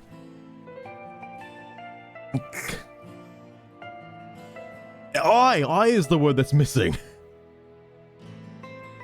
Okay, I'd have called Hook to do the deed, comma, I would have done anything but give my submission to a man who used to be my enemy. There's no I, it just goes straight into would, comma would, and it's just fucking... Would have done anything but give my submission to a man who used to be my enemy. Maybe he still is. I don't know anymore. Poopy has gotten weird tonight, and it's about to get a whole lot weirder. Sounds like the tagline to something else. Oh no, it's on as Johnson. Hang on. Yeah. God, even the way it was described, it's like, why? What? Katee Robert, why would you add this? Yeah, at the side of the metal ring through the head of his rooster, train, cucumber, through the head. Anyway.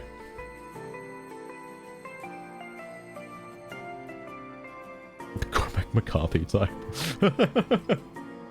I'm just like, there's many times that I'm just trying to like read it and like, usually it only seems to happen in the smutty sections. That's only when like, you know, when you're in the thick of it, is when the author also is typing one-handed and they're fucking going hard with the spelling errors.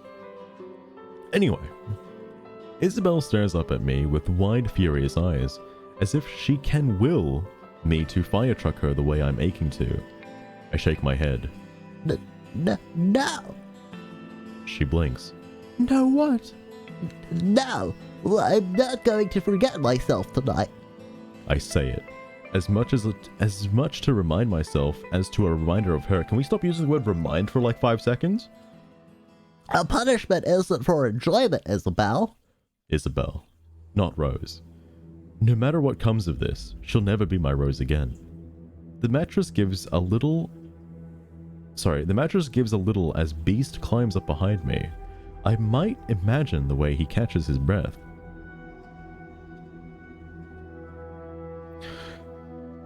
Dude, chapter 7 is really fucking with me. I don't know if I'm reading it incorrectly, but then I reread it and no, that's how I read it. That's right. It feels wrong. Anyway. Hard to say. He's not my usual type. Too mean, too beat up, too angry. But fire truck if seeing him strip doesn't send a shiver of anticipation through me. No matter what else is true, Beast won't hold back. He's going to fire truck my donkey, hard and rough, and I'm practically shaking with anticipation, with need. He catches my hips, digging his fingers in until it hurts. I moan, and have to fight myself not to thrust back against his grip. That's it, he murmurs. He palms my donkey, squeezing and spreading me. And I paid good money for that donkey. I have expected him to simply go for it. I'm not prepared for what sure as fire truck feels like appreciation. Okay, alright, my god. You know what is a stylistic choice for grammar though? The Sonic Ultimate Harem. Because after 4 years, Little Sonic still writes the exact same way. Absolutely chaotic and makes no fucking sense. His like fucking writing style did not change at all in the years it took him to write 360 chapters. Anyway, Isabell is looking down my body as if she has a chance in HE double hockey sticks at seeing what he's doing. It makes me laugh. Like I said, punishment. The beast spreads lube down my donkey crack, then presses a single finger into me. You, fire truck Hook. Yeah. I grind out. He takes your donkey rough. It's not a question, but I answer all the same. Yeah. He pounds my donkey. More lube. Good. He removes his finger, and then... Sorry, I was about to say, and then he sells my donkey for magic beans. He plants them outside the window and they grow into a giant beanstalk. I unchain Belle from the bed and we all climb the beanstalk together in hopes of finding a golden goose. Unfortunately, we find a giant instead. Fee fi fo fum, he says as he chases us down the hall. Anyway, I'm not reading that, it's a different book. God, I hope Katee Robert did not fucking write a book on fairy tales. Oh, Jesus. Anyway. And then, the head of his thick train is pressing against me. It's the bull bar on the front of the train. I can feel the cool metal of his piercing. And then, it's just sheer fullness. I exhale slowly and try to relax into it. Pinocchio, what that nose do, boy? Oh god, James. James, don't remind me. James, you wanna know a fun story? You wanna know what movie came out exactly 10 days ago? Pinocchio. The new Pinocchio. You wanna know what movie was fucking god-awful to watch? Pinocchio. The new one. Fucking... Totally didn't expect to see that on release, but Bunny and I watched it, and my god, it was there's a new Pinocchio every week. Fucking hell, it was a train ride. I'll tell you what. Homer Del Toro is making a version of it. I think I heard about that actually. I think that was what it was. It's like, it's just strange to me, because I feel like Disney is trying to cash in on nostalgia for a lot of their old Disney flicks. Oh my god, is Pinocchio a district? It's a Disney thing. Surely there's a Pinocchio district in the underworld. Just nostalgia fun. Because the same thing happened with Dumbo, right? I don't know if they're gonna do more.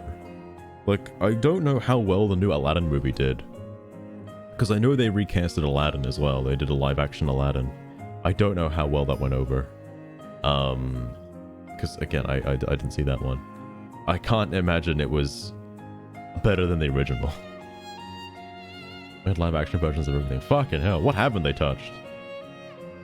Oh yeah, because they did, what was it called? They did, was it Snow White? They did a different version of Snow White and called it something else. Why do they keep doing that? Like, why do they keep doing that?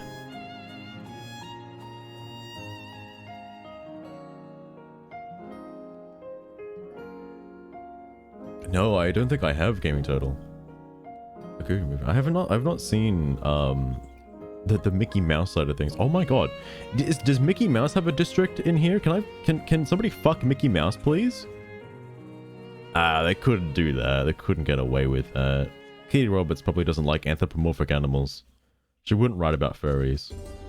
But boy, do I want to see the Hook fuck Goofy. That'd be hilarious. There's art of that. Anyway, where was the whole, like, thing about Hook? Oh, yeah. When Beast speaks again, his voice has gone even more gravelly. Keep your train away from her. Pizza. Anything else goes. Yes, sir. The words feel dragged from my throat. It's just for the scene. Just to deliver this punishment. It doesn't mean a single damn thing. But boy, the fastest way to deliver pizza is by train. And I know exactly where I'm taking this pizza. The book didn't say that. I don't even like the bastard. Can I say that? I don't think I can say that. I don't even like the dog cunt. Even if I... sorry, I can't say that. I definitely can't say that.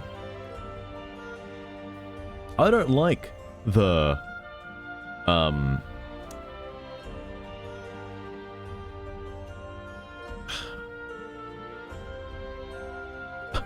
I don't even like the custard, even if I want to fire truck him.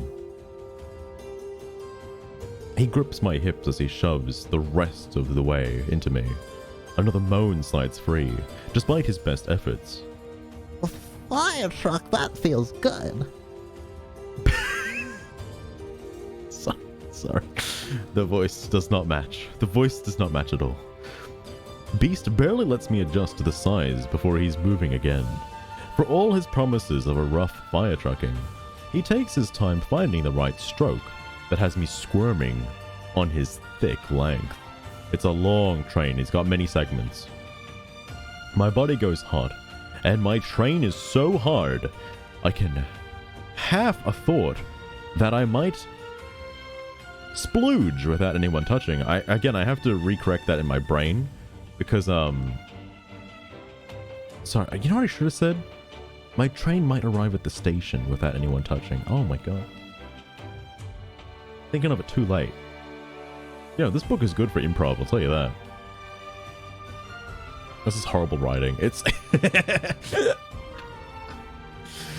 I think it's partial to the fact that it's gotta you know, somewhat make sense for the characters in the Disney franchise, you know, otherwise it's like, I don't know. Because like I'm trying to see this as, you know, the characters on screen, but it's real weird when you're picturing it as the characters on screen.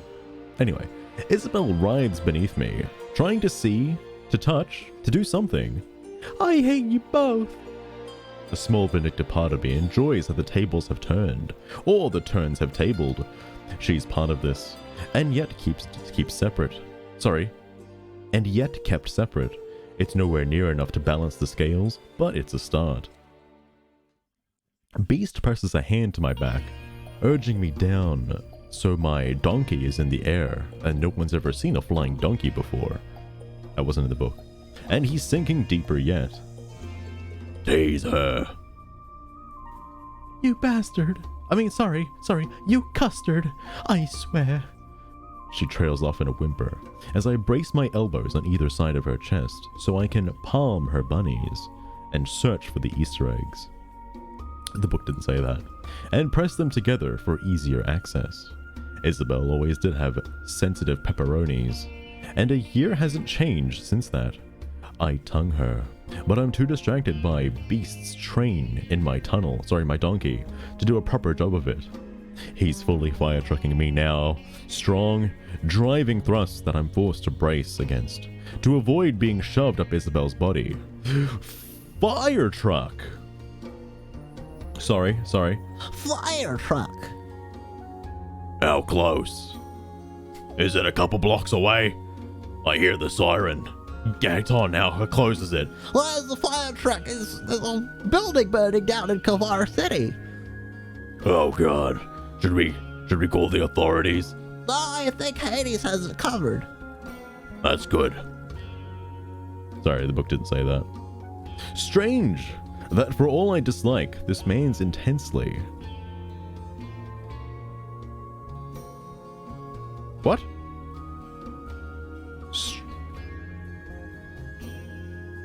Oh, there should be a comma there. Strange that for... no, wait, that's not right either.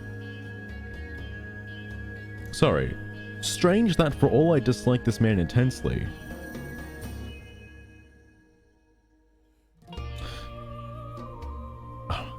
We've worked together for long enough years that it's no effort to read between the lines.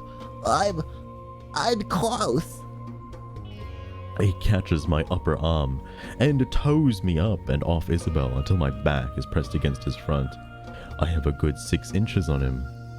So he has to stretch to sink his teeth into the sensitive spot where my shoulders meet my neck. Is he a vampire? I mean, I guess he's a beast, but not to be confused with the beast on screen. I curse and shudder and fire truck. That's good. Katee Roberts, please don't do that again. Please don't do that again. I'm not reading it like that ever again. Also, when like, this is why I'm censoring it, by the way. This is why I'm censoring it, because numerous times when a character is like in the moment, they'll be like, I curse. And alright, you curse. So, you curse all the time. Like, there is never not a sentence where you're cursing. What do you mean you curse? Like, because I like to believe when she's using the word I curse, like the actual curse, I think he's placing a hex on Isabell. Alright, like he's fucking cursing her entire lineage. Alright? Not using a bad word, okay, because boy, he just used a bad word about 4 letters after that curse. Alright, so he's clearly sending out hex signals. Alright, he's cursing pretty hard. He's doing some good curses. He's laid out some talismans ready to go. It's even better when his hand closes around my train and he starts jacking me like Mega Man. I stare the book didn't say anything about Mega Man. When I saw the word jacking, that's all I think Lan does to Mega Man. I stare hazily down at Isabell. She's spread out on the bed. Her pizza, damn near greasy with need. Oh god, I want to eat that pizza so badly before it goes cold. Beast's train is hard in my tunnel/donkey, and he's fire trucking me with his hand. Alright. What's the next one I've lined up? It's called, is it Tangled? No, not Tangled. Entangled. Entangled? Ensnared, sorry. It's called Ensnared by Katee Roberts. A different author. I've never heard of their books before either, so I don't know their credibility, but they're definitely a lot better than Katee Roberts. Like, they're a whole nother ballpark, essentially. How's the chapter so far? Hilarious. Absolutely hilarious. And welcome back, Sunflowers.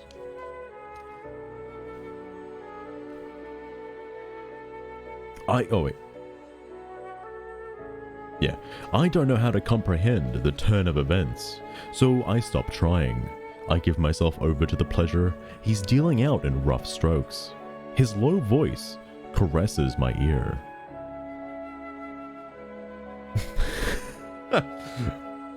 Spray mozzarella cheese all over her pizza, Gaeton.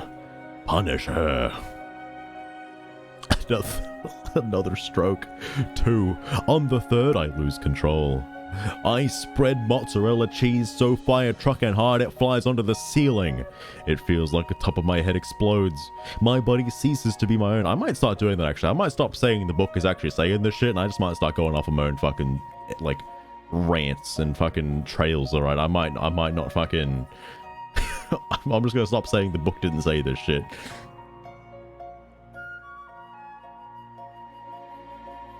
Not the mozzarella. Yeah, it's so it involves, it's like a spider person escaping from a queen that needs his like DNA or something like that, and like there's this girl that he's trying to go after or something like that. But what's weird is he's not, it's like a centaur spider person. He's like got the body of a spider but the upper torso of a man. It's very strange. It's very, very strange. Because the reason why I'm really interested in reading that book is I want to know the spider anatomy. I really hope Katee Roberts can paint a picture exactly how that spider person looks and feels. All right, I want to know. I really want to know.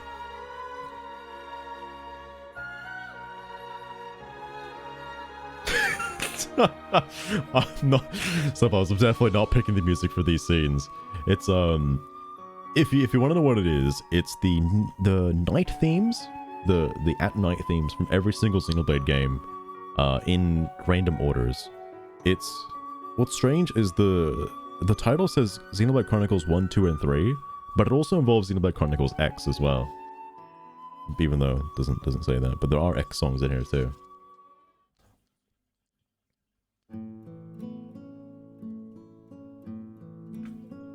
Oh no, the spider people are for the next book, not this one. They're not in this book.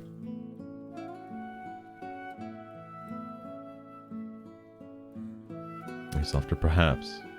I just want to know if that spider person could shoot webs, that would be very interesting. Not to be confused with Spider-Man. Very different. Very different. Anyway, where was the mozzarella cheese? Oh, yes.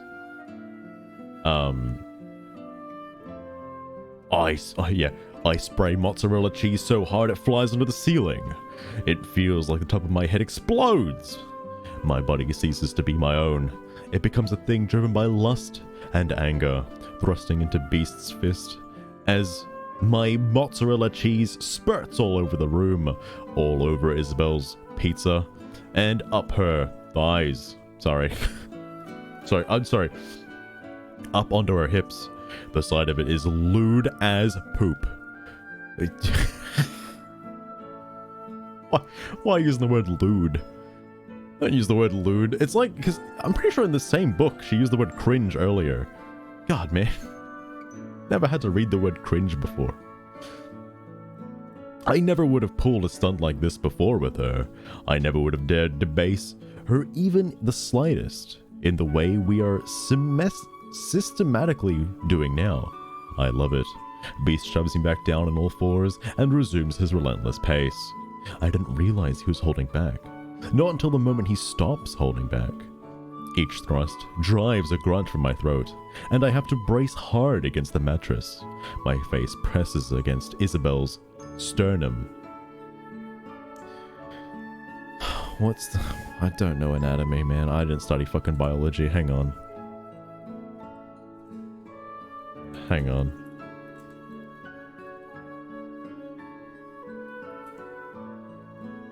What's the sternum? Why can't I just see under her bunnies? It's under her bunnies! Fucking sternum!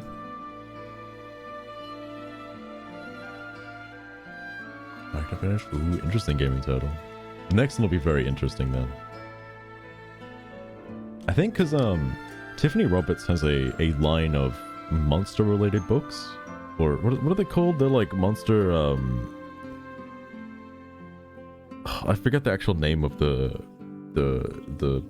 line of the series, but something like that. Exactly. Using the word cringe is cringe. Exactly.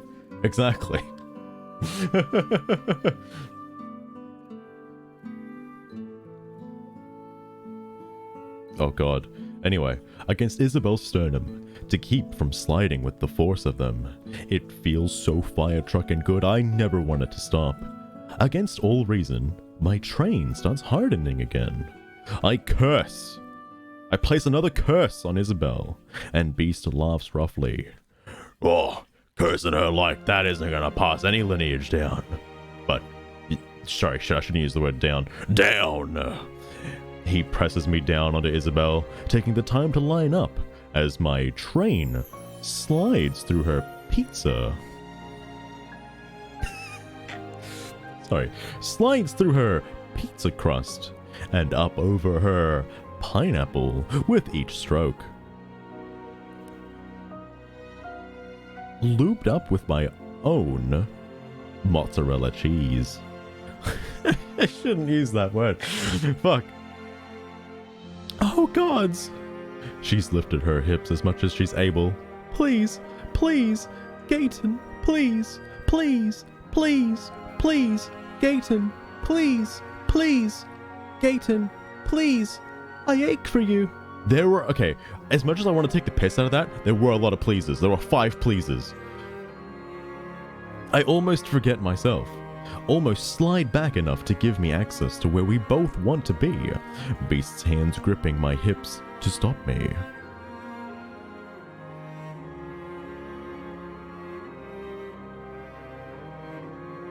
Oh, sorry. Yeah, there wasn't. Beast's hands gripping my hips stop me. Don't you fire truckin' dare, Gaeton. I'll have bruises from his fingertips tomorrow. You sink into her pizza, and I'm gonna put a ring around your train and play with you for hours before I let you spray any more mozzarella cheese. If I let you have some mozzarella cheese. Fire truck, but that sounds hot as HE double hockey sticks. Agonizing, but hot, just like a freshly baked pizza. Still, I can't let Beast get any funny ideas about what's happening here. I drop my face to Isabel's neck and groan. You're not my dom, donkey hole. I stop obeying you when the scene ends. Another savage thrust. Then, obey. I grind down against Isabel's pizza, on her pineapple toppings. For just a moment, I allow myself to fantasize about if things were different. If we weren't fighting, weren't punishing Isabel for a pair of broken hearts that festered instead of healing. If things were simple, I could sink into her as Beast sank into me, like a bowl of putty. If we became something more than a fire-trucked up love triangle. What? Oh yeah. I have another slice of cake again, and this time, Beast follows me over the edge.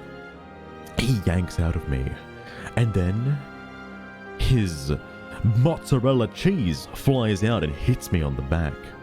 I barely manage to catch myself before I collapse onto her, and it's Beast who guides me over the next slump.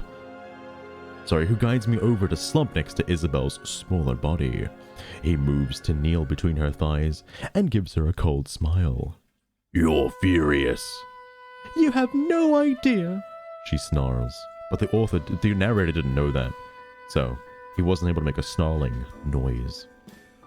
When's the last time you were denied something you wanted, princess? He skates his fingers down her stomach, smearing my mozzarella cheese all over her pizza base, if you know what I mean. You don't need to think so hard. I already know the answer. Never. You've never been denied. He pushes 2 fingers into her, even over her moan. I hear his breath shudder. Sorry, I fucking got lost in the sauce there for a minute, the pizza sauce.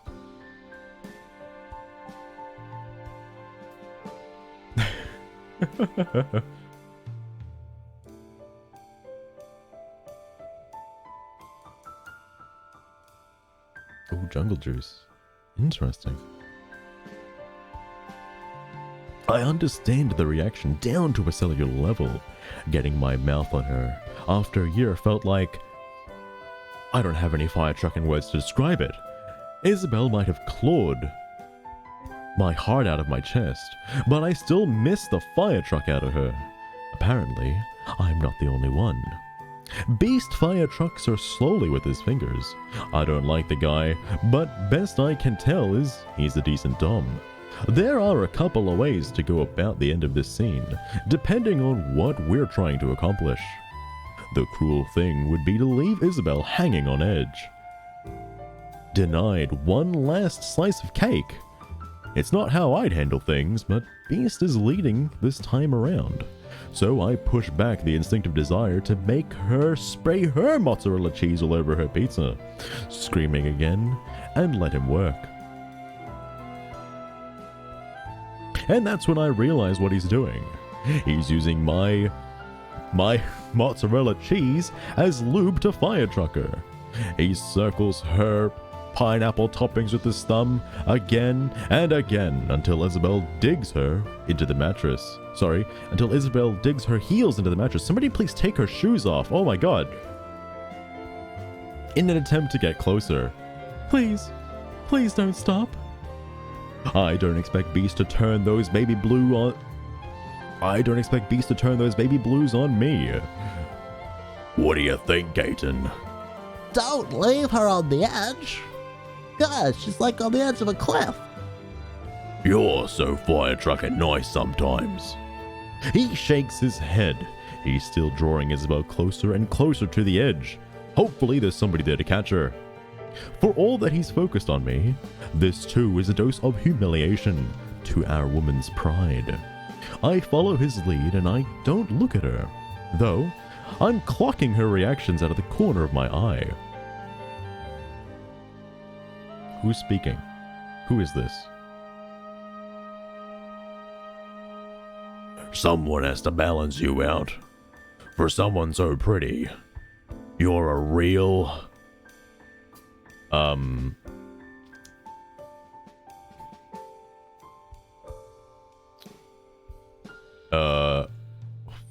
I got stumped. I actually don't know what I should replace this. They haven't used this word before, believe it or not. which is fascinating, considering it's more common than the other shit that they've used.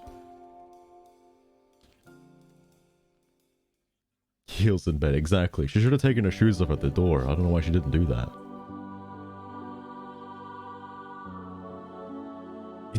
He does have the crazy voice.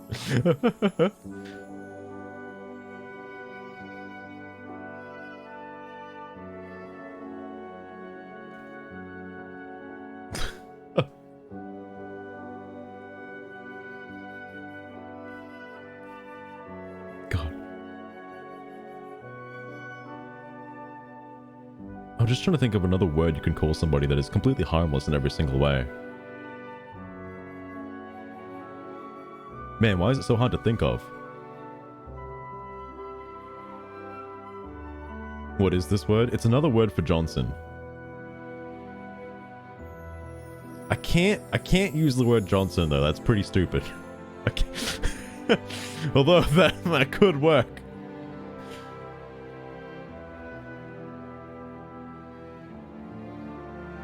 And she uses it twice in the same page as well.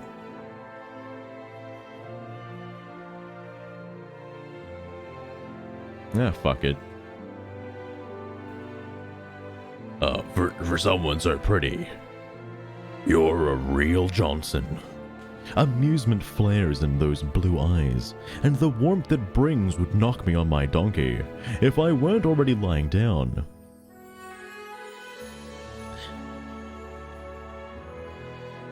Oh fuck, that was Gaeton that said that. Someone has to balance you out. For someone so pretty, you're a real Johnson. Amusement flares in those blue eyes. I love the knocks my donkey. If I weren't already lying down. You didn't have a problem with my Johnson a few minutes ago. My body sings in response. No point in denying it was good. He's got fingers coated in the evidence. I shrug. I like the way you fire truck. Doesn't mean I like you. He drags his gaze over me, lingering on my shoulders, chest, and down to my hips, where my train is trying to twitch its way back into life. Somebody needs to put it back on the tracks. Fire truck. But I don't think I can go again so soon, no matter how motivated the situation makes me. He finally lands on my thighs and calves before moving back up again, just as slowly to my face. The warmth isn't gone from his eyes, and I don't know how to deal with it. He gives a shrug of his own. On that, we can agree. He twists his wrists and Isabell's spine bows. She sobs out each exhale. I finally give into the temptation to look at her and fire truck. Her whole body is flushed, and she's writhing under Beast's touch. She's so greasy.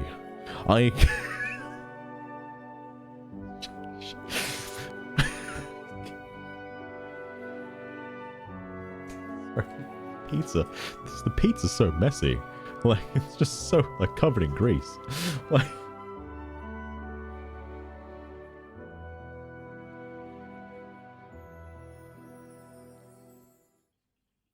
Tell him how to do push-ups. Oh my god. Anyway, she's so greasy. I can hear every time he thrusts his fingers deep into that sweet, sweet pineapple pizza. He could have taken her over the edge, but he's building her up on one HE double hockey sticks of a slice of cake. A single stroke at a time. She turns wide dark eyes on me. Her lipstick got smeared a little somewhere along the way, and it's the imperfection. And the imperfection just makes you want her more. Please. I should withdraw, should maintain the distance Beast has established. The better to play... Oh, the better to play...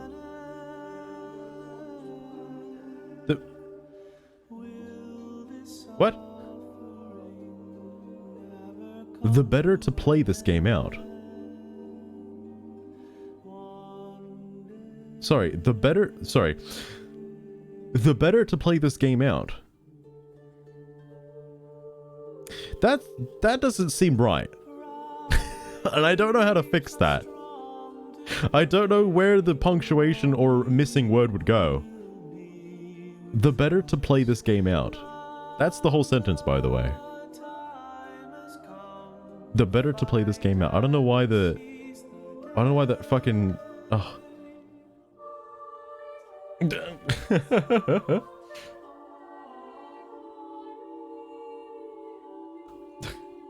That's a fair point, Sunflowers. It's a fair point.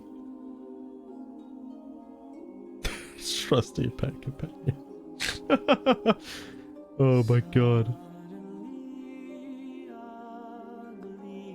Good old anime Gaston. I wish the game that anime Gaston is from, I wish there were more I know there are characters from other like Disney franchises, but I wish there were all the different characters were animeized like that, like Belle and Beast, because I would fucking throw those up in a heartbeat. Anyway, sorry. The better to play this game out. I still don't know what that's supposed to say. I think it's rather something better than something to play this game out, or something like that. Anyway.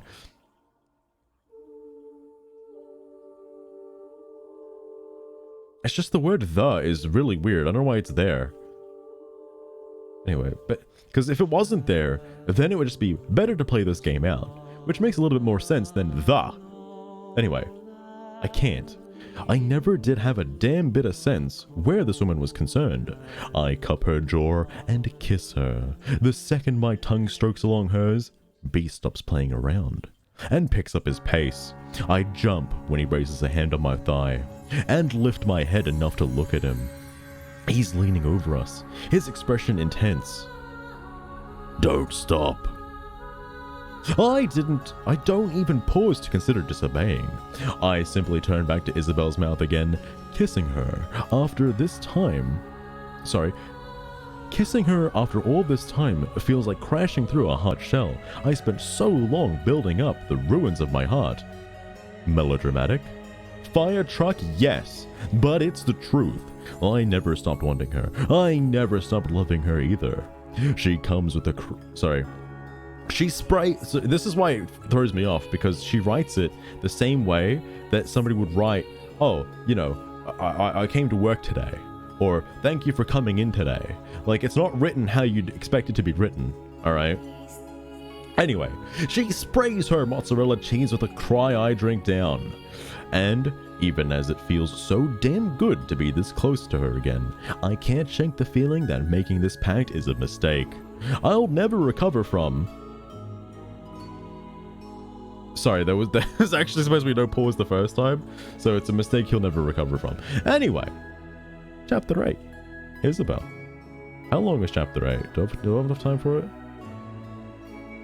Chapter 8 is going to be the last one today. Definitely.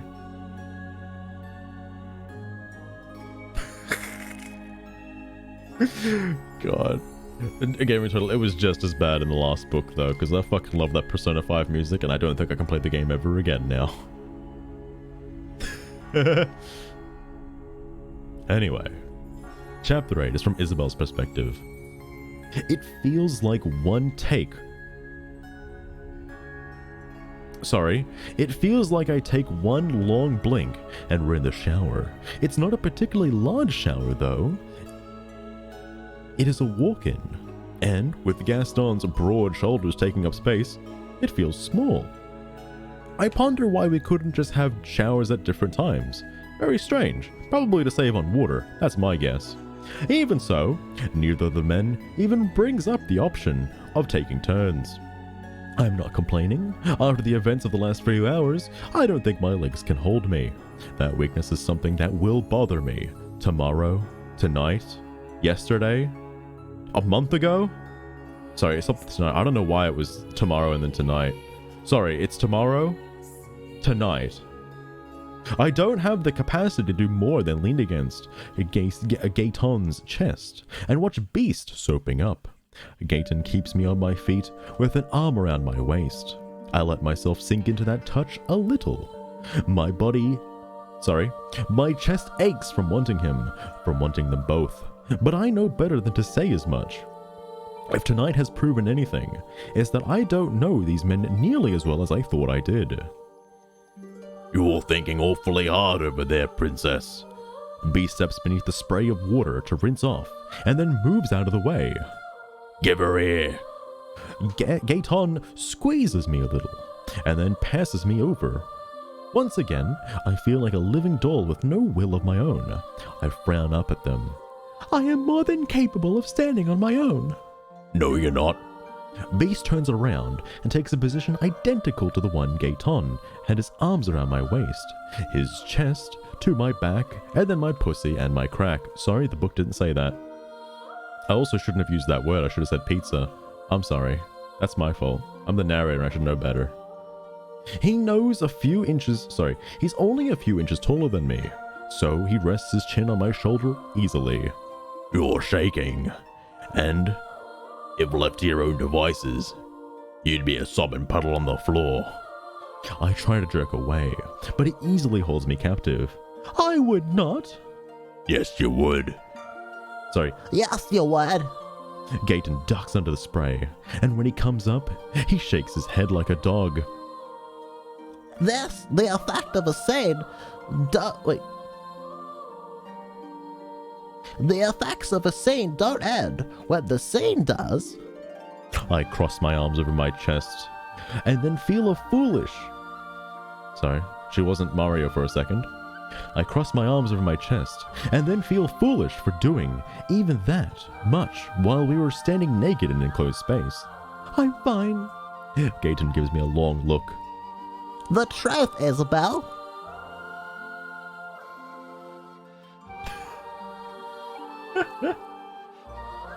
Oh, that's right. I gotta check for the other Persona games on the other platforms at some point. I need to do that.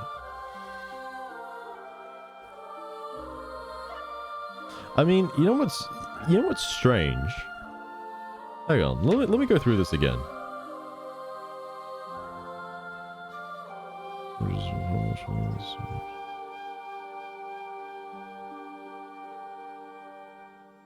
Hang on. Is there no, like, introduction? Nope. What about on the back page? Nope. There's no warnings or disclaimers or classifications of any sort of, like, tags or material that will be inside this book. Good luck at work, Buttony. Good luck. But yeah, no, there's no, like, because normally if you're looking for a fan fiction on, I don't know, a popular name for a site that it just comes to the top of my head for no particular reason is like fanfiction.com, but like that, like, I don't know, a place like that usually has like tags for a particular, like, what am I looking for, like things you'd be into, basically, and you can find God, I don't know why my brain's fucking drawing blanks now. All I can think of is just fucking Gaeton and the shower and everything. Fuck me dead. Anyway, there'd be tags knowing what you're getting into, so you can avoid some certain books if you're not into them and stuff. But these Katee Roberts books don't seem to have like any sort of, thing at the front saying like, this book might involve like, MMF or like this kind. I mean, she does have that on the website, but I feel like the book should also explain that too. Amazon does have those. Okay, then that makes more sense. All right. Because I was thinking they'd be like more in the book. Well, actually, now that brings up another question. Well, actually, I guess you'd only be able to buy these books online on like katerobert.com or whatever the fucking website is. I don't think you could ever find these books in real life, like at a bookstore. Which now then poses the question, if I went to an adult bookstore, would I be able to have that level of like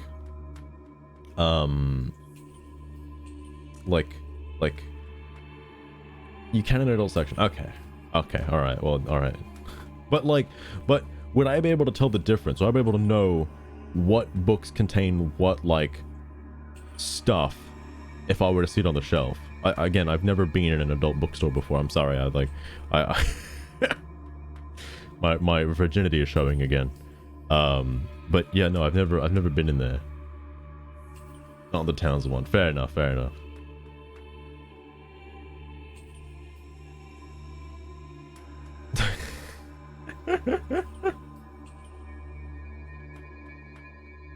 Adult science fiction fantasy for the first time is a trip. That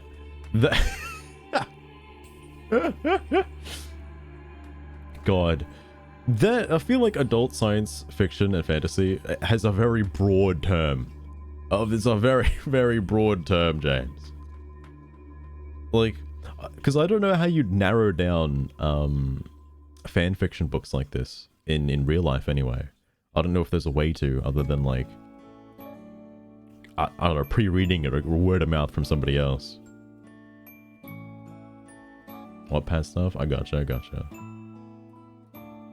Because like I've never what was it? I don't usually read books like this. All right, it's like the second book I've read like this, so I'm not well versed.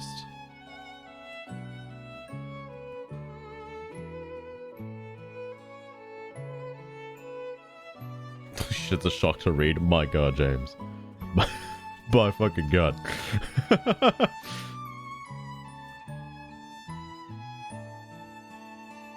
That's why I feel like there needs to be more, like, you know, the way with video games having like, they've got, you know, fucking PG, fucking G, like R or whatever, M or whatever, and then it has like little tags next to it. Same with movies as well. It's like, oh, strong adult themes, or like, fucking may contain coarse language and shit like that. Like, why isn't that in the book? Like, that should be on the front cover, all right? Before I go into the book, I want to know what the tags are for this book on the cover. That's what I'm kind of getting at by all of this.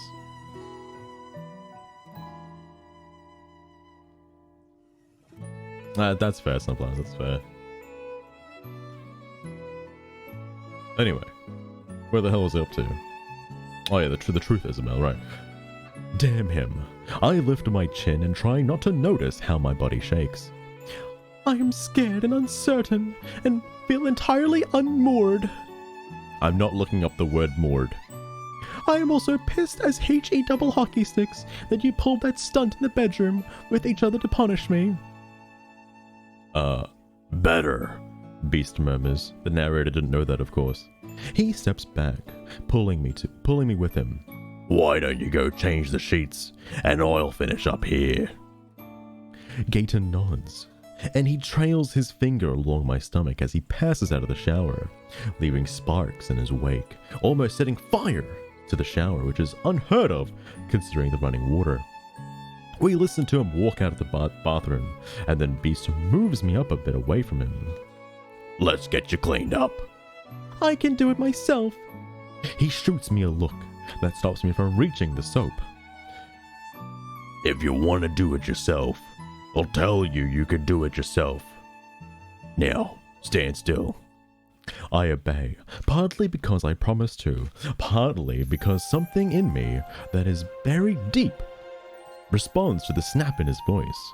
It wants me to fall to my knees, to wait for his next command. I shove it away. This arrangement is required for their agreement to return to the territory.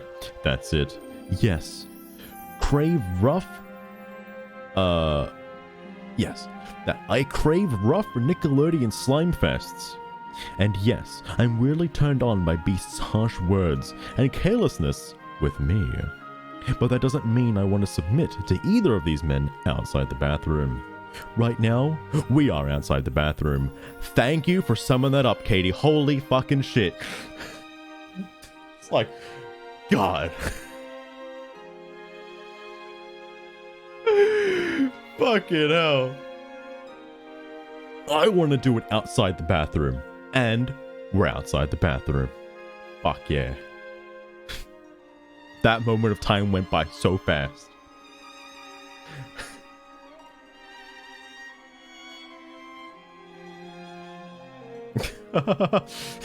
That's a good one.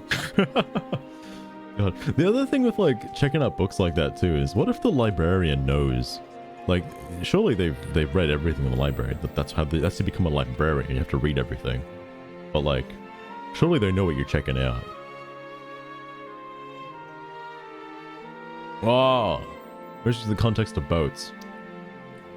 I'm glad she was moored with fucking handcuffs and not rope, like a boat. Fuck it up. Katee Robert should just use the word docked. Like, yeah, I was docked at the bed. Anyway. You're doing it again. He doesn't lift his voice as he soaps down my body. Oh, shit, sorry. It's... I thought it said bathroom. It did not. It said I want to submit to either of these men outside the bedroom. And right now, we're outside the bedroom. That's what it was. Anyway. So there's still... I thought it skipped the whole, like, bathroom scene. Anyway. Already contemplating breaking the pact. Yes, but I never will say as much. Instead, I change the subject. I don't understand this. Shouldn't you be telling me to sleep at the foot of the bed? Covered in mozzarella cheese and weeping openly? At that, he looks at me and raises his brows. Someone's been reading some interesting fiction, probably written by Katee Roberts as well. Are you a fan of Katee Roberts' Isabell Belmont, Vampire Slayer? Oh, I think you are. How many books of Katee Roberts have you read? Guilty. I flush even as I try to fight down the embarrassment.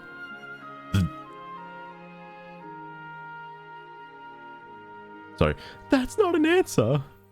He moves to my hair, soaping it up with intense thoroughness that has me fighting to close my eyes. He's not using shampoo. Yes, it is. There are relationships where that sort of thing might be the norm, and that's those people's business, as long as they're both considering. That is not how I operate, and it's sure as fire truck not how Gaeton does either. He guides me back beneath the water and rinses my hair and body. I'm still stewing on that by the time he's towed me out of the shower with the tow truck and dried me off. I finally snatch the tail from his hands and declare, "How the hell would I know how you operate, Beast? You didn't operate on that surgeon. Sorry? You didn't operate on that patient like me. Like this, when we were together." He doesn't have the grace to look apologetic. You're a smart woman, and quick on your feet. You figure it out. If we didn't need him so much, I might strangle him.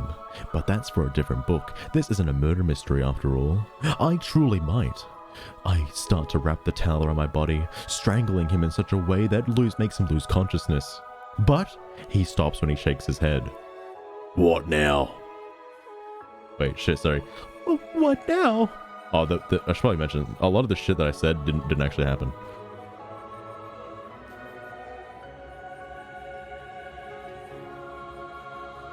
Oop.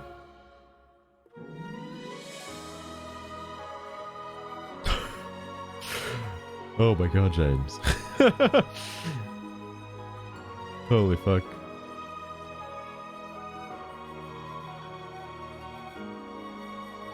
Terminal male orphans.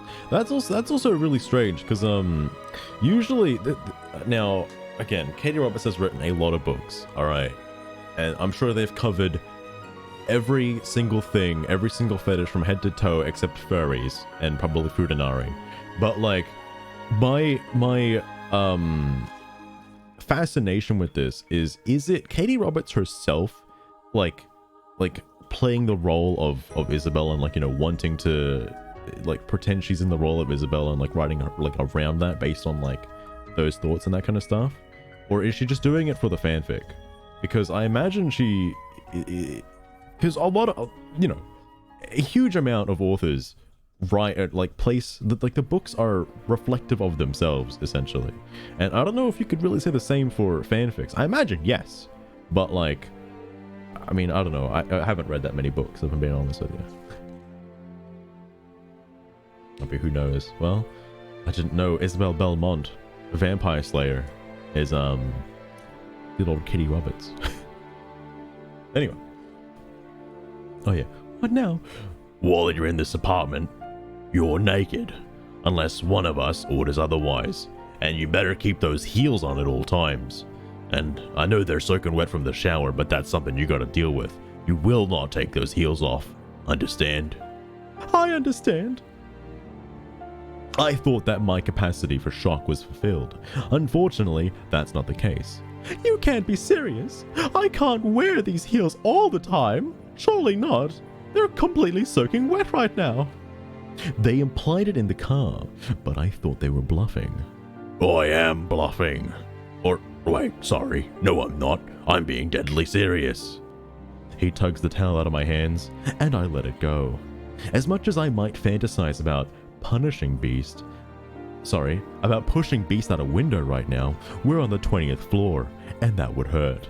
The truth is that I could never dream to overpower either of these men. They're a little bit taller than me. The thought both thrills me and fills me with dread. Metroid dread, that is. I hate to admit it, but I'm over my head. Sorry, the thought came to me because I see it on Gaeton's Switch over there in the corner. It's pretty cringe, Gaeton, but that's alright. It's a fight not to cover myself with my hands. They've already seen every bit of me, so it's pretty much pointless. Clutching the modesty, now it'd be silly, and serve no purpose, but to further humiliate me. Part of me wants to do it anyways. I'm also ad-libbing a lot of shit, by the way. Like, I really am.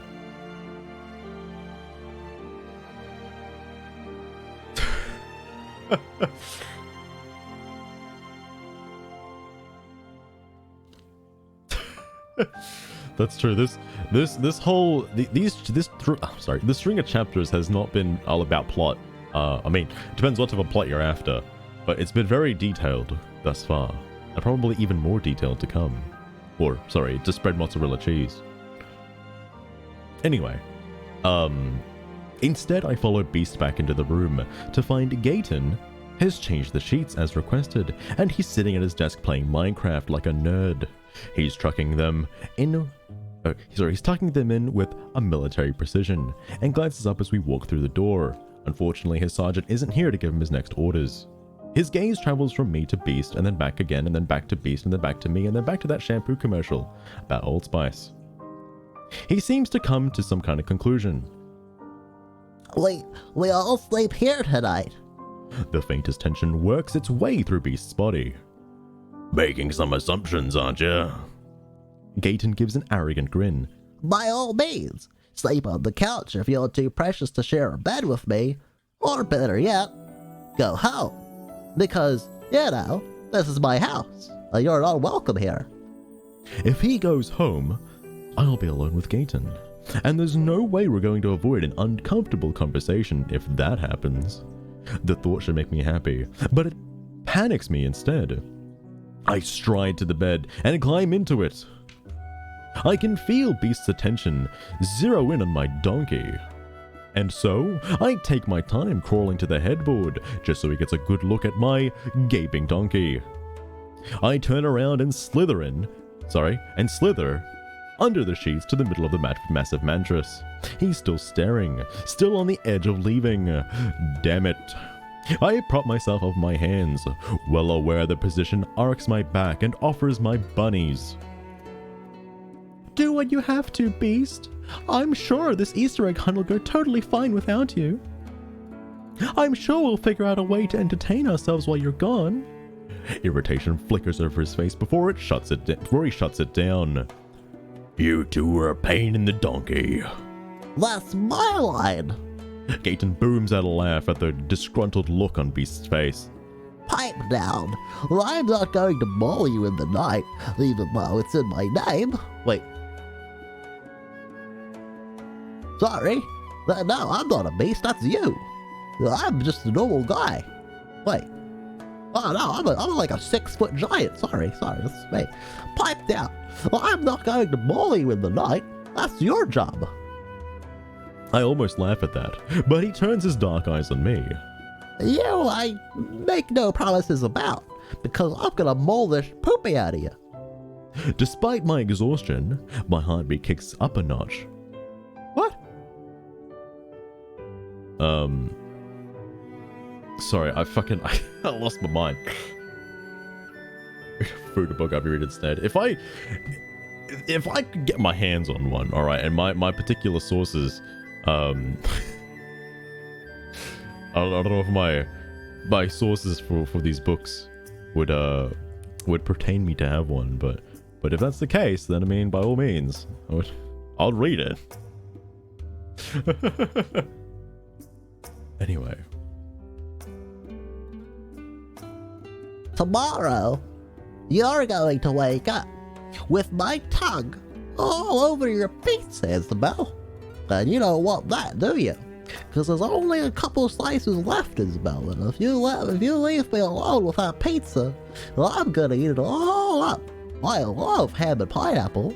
Hawaiian pizza's my favorite. He doesn't move toward the bed, for all the lusty threat in his tone. Are you ready for that? Because, I mean, if you just leave me here, the pizza's like open. The box is open. I mean, we paid for it ages ago when the Domino's guy came by, and I thought I'd just, have another slice. Is this a trick question? As much as they're tormenting me, the truth is that they're tormenting me with pleasure. I sprayed mozzarella cheese harder tonight than I have in longer than I can remember. And neither of them fire-trucked me. I can take whatever they dish out, as long as there's cake involved. Do your worst. Well, baby, well, I fully intend on it, because again, as I said, I absolutely love pizza. Oh boy, the crust is cheese-stuffed. I love cheese-stuffed crust.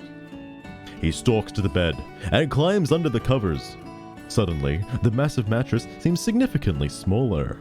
I eye the distance between us. We will maintain it through the night. Will we maintain it through the night?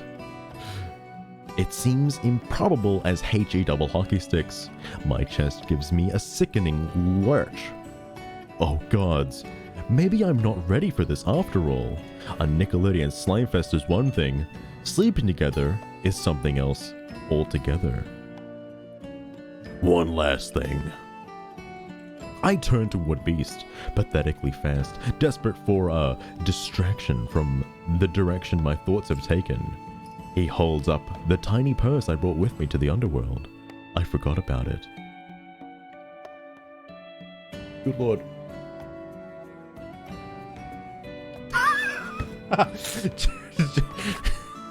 James brings up a very good point.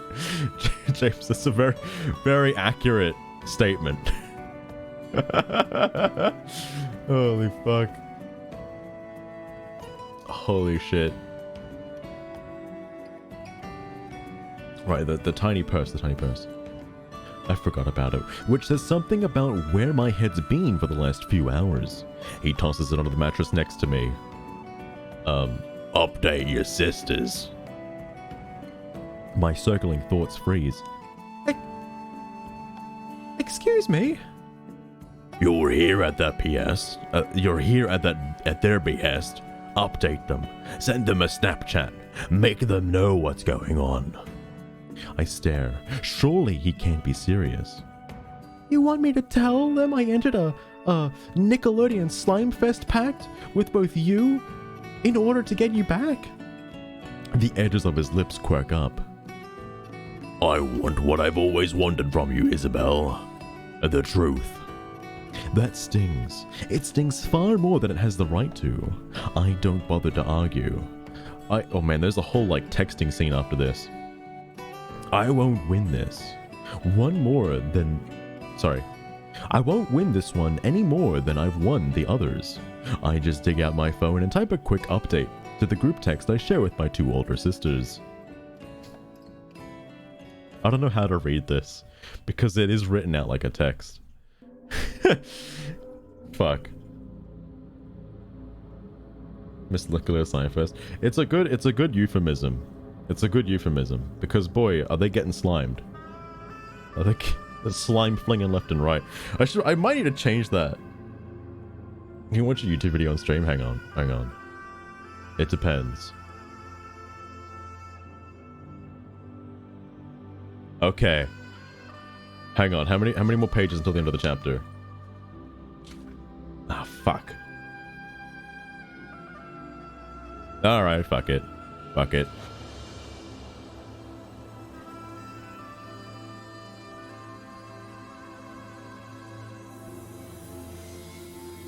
Oh shit, all these fuckers in the way. Hang on. Oh, hold on. Okay, we can watch this real quick. I'm assuming, James, this is the Beauty and the Beast like new Disney trailer for the thing.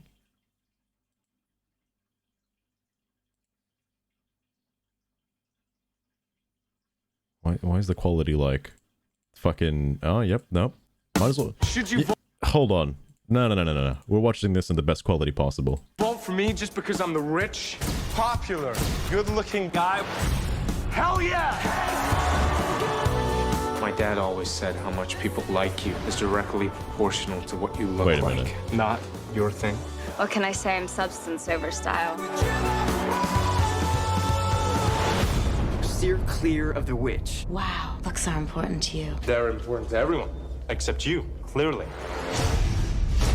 Imagine Wait a life minute. without them. Is he in the underworld right now? This came out 10 years ago? What the to fuck? find someone to love you.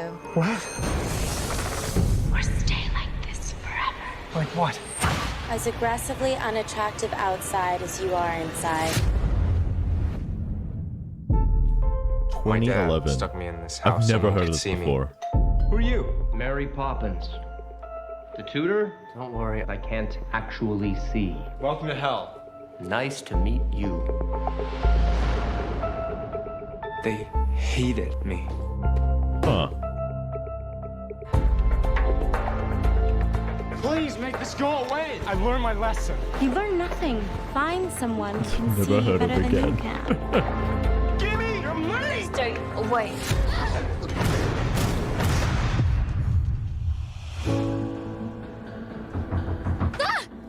What's with the mask? I didn't want to freak you out. Sure, the ski mask didn't freak me out. Why am I here? Because you need to be This protected. this is so cheesy. This is so need a thing fucking lady cheesy. like. She will like it when you are being yourself. What, this self? Or the jerk I was? The man I know you to be. So are we ever gonna, like, really meet? Pretty gruesome, huh? I've seen worse.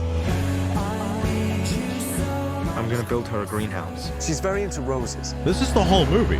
This Like, rocks. the trailer of my So I take ass. This is the ugly whole thing fucking and movie. turn it into something not.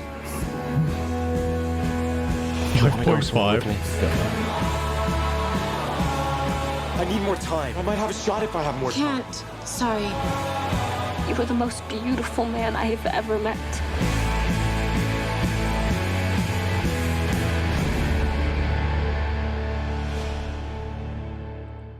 That's unbelievable.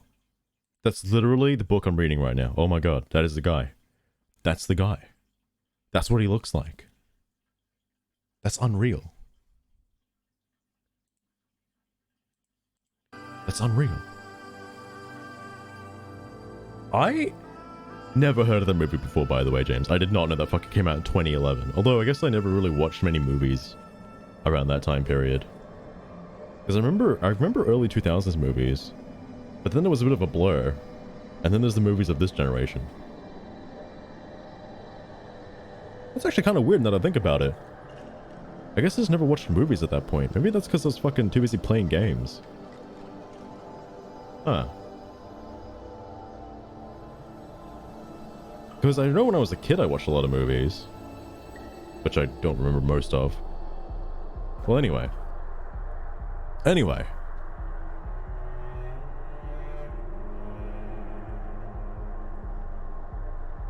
Moved to Melbourne for uni. Ah, that makes sense. Oh, actually, yeah. Man, what the fuck was I doing in 2011? I know it was towards the end of my high school career, I believe. I say career, high school life.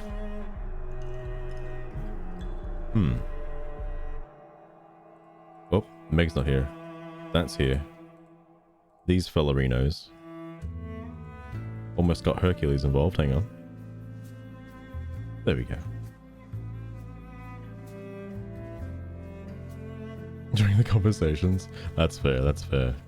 Well, I'll see how short the next one is, but also do like this interesting take on the reading as well. But also, was that a Disney movie?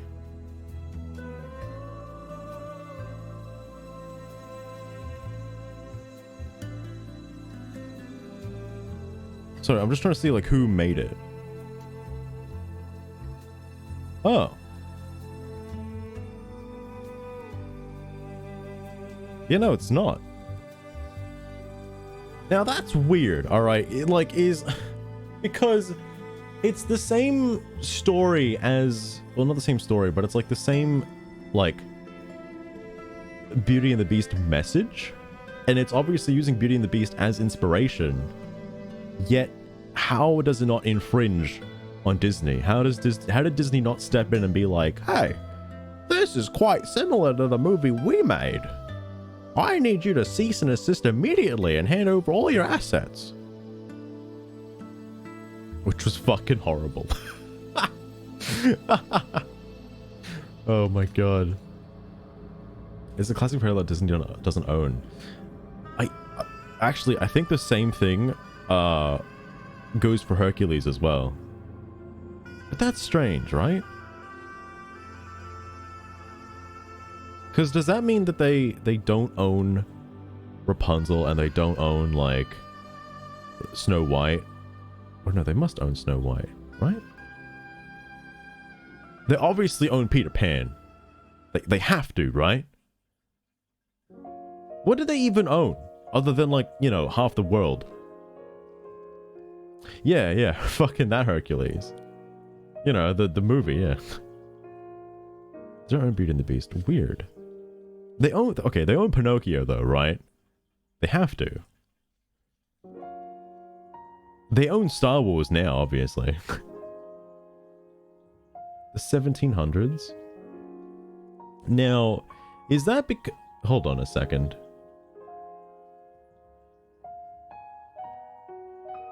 Belmont. Wait a minute.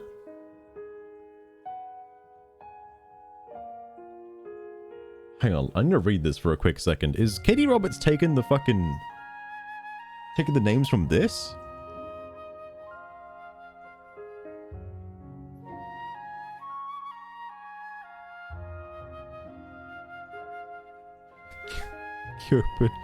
Cupid and the Psyche and the Golden Ass. I love those other books. Those other fairy tales.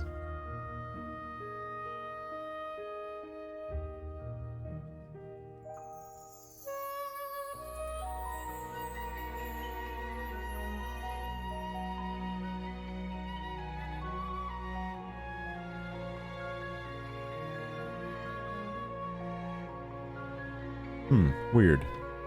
Very weird. Maybe it's just a coincidence. Katee Roberts used Belmont as opposed to Belmont.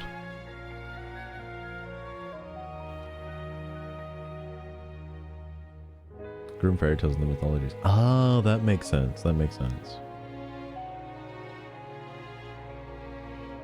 Huh. Black and white French film. God. I just like... For some reason, that kind of reminds me of like Beetlejuice for some reason. I don't know why. Seeing the look of that film real fast. Maybe we'll have to look it up one day when I watch a bunch of old movies. Load up the old Beauty and the Beast. But that's interesting though. Yeah, but you know what's weird about that, right? Is no one can truly copyright it. No one can own it, so to speak. I guess somebody can own the assets of a particular version of it, but I guess they can't own the story. Which is weird, because, like, it's like if PewDiePie does something. Like, let's say PewDiePie plays Minecraft. It's like everybody else who plays Minecraft that isn't as popular as PewDiePie, doesn't Like, they're just copying PewDiePie, and that feels to be the case here with, like, the whole Disney movie. Where I guess because the original Disney Beauty and the Beast was so fucking fantastic that every other forms of Beauty and the Beast just doesn't exist. Like, oh, yeah, that's right. The 1940s film copied, like, you know, fucking the 2000s Disney movie. Exactly. Anyway, more importantly, I don't know how to voice the texting scene here, but this is going to be interesting.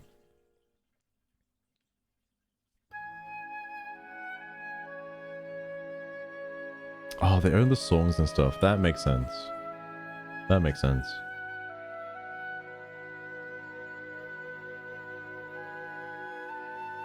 I see. I need to keep an eye out for that next time Disney fucking does something. Because with the amount of money that they're pulling in, it feels like they just own everything at this point. And it's hard to not know what they own. Disney owns the songs. Huh. I'm gonna have to do some deep dives later. Oh yeah, but the group chat. So, Disney. Buttersnuffs, welcome to the stream as well. How's it going? Welcome to the Beauty and the Beast Smutfest, or Pizza Fiesta, however you want to think about this situation. Alright. I'm not going to voice the texting scene because it's all separate. Me. I have things handled. They'll both be back in 2 weeks. I'll see you then. I've barely hit send when the replies nearly buzzed my phone right out of my hand. Sienna. That's not an explanation. Cordelia. I'm going to need more details on that, Izzy. Sienna. What she said. Sienna. Texting isn't cutting it. Sienna. Video call incoming. Fuck. I yank up the sheets to cover my bunnies and pat my hair. I don't know if I'm a good thing or not that it's... Sorry. I don't know if it's a good thing or not that it's... I see now that I see the word wet, I immediately, my brain tries to autocorrect that to grease. So it's not grease. It's wet from the recent shower. Oh, that's all good, Buttersnuffs. I know, part of me actually likes that I don't work overnights anymore, so I'm able to like actually stream at a normal Australian time again, like I used to back in the day, before starting the overnight shifts. Because I like streaming at this time. It's nice to be able to like come home from work, do a little stream, and then go to bed, and then wake up the next morning and play fucking video games or something. Which was awkward when I had to, you know, stream in the morning and like plan my whole day after getting home from work as opposed to before. Very weird, very weird. But I mean, it worked for a year. But anyway, moving on. My phone thrills me. My phone thrills at me to accept the incoming video call. Fuck. I repeat. You're probably gonna repeat that. Sorry, did I say fuck the first time? Shit, I mean fire truck. And fire truck the second time. She repeated the word fire truck, just like everything else in the book. Answer it. Beast still hasn't moved from where he stands at the side of the bed. A quick glance confirms that Gaeton has no intention of moving from his spot either. Currently, both of them are out of frame, but I can't guarantee they'll stay that way. I've run out of time though. I take a deep breath and answer the call.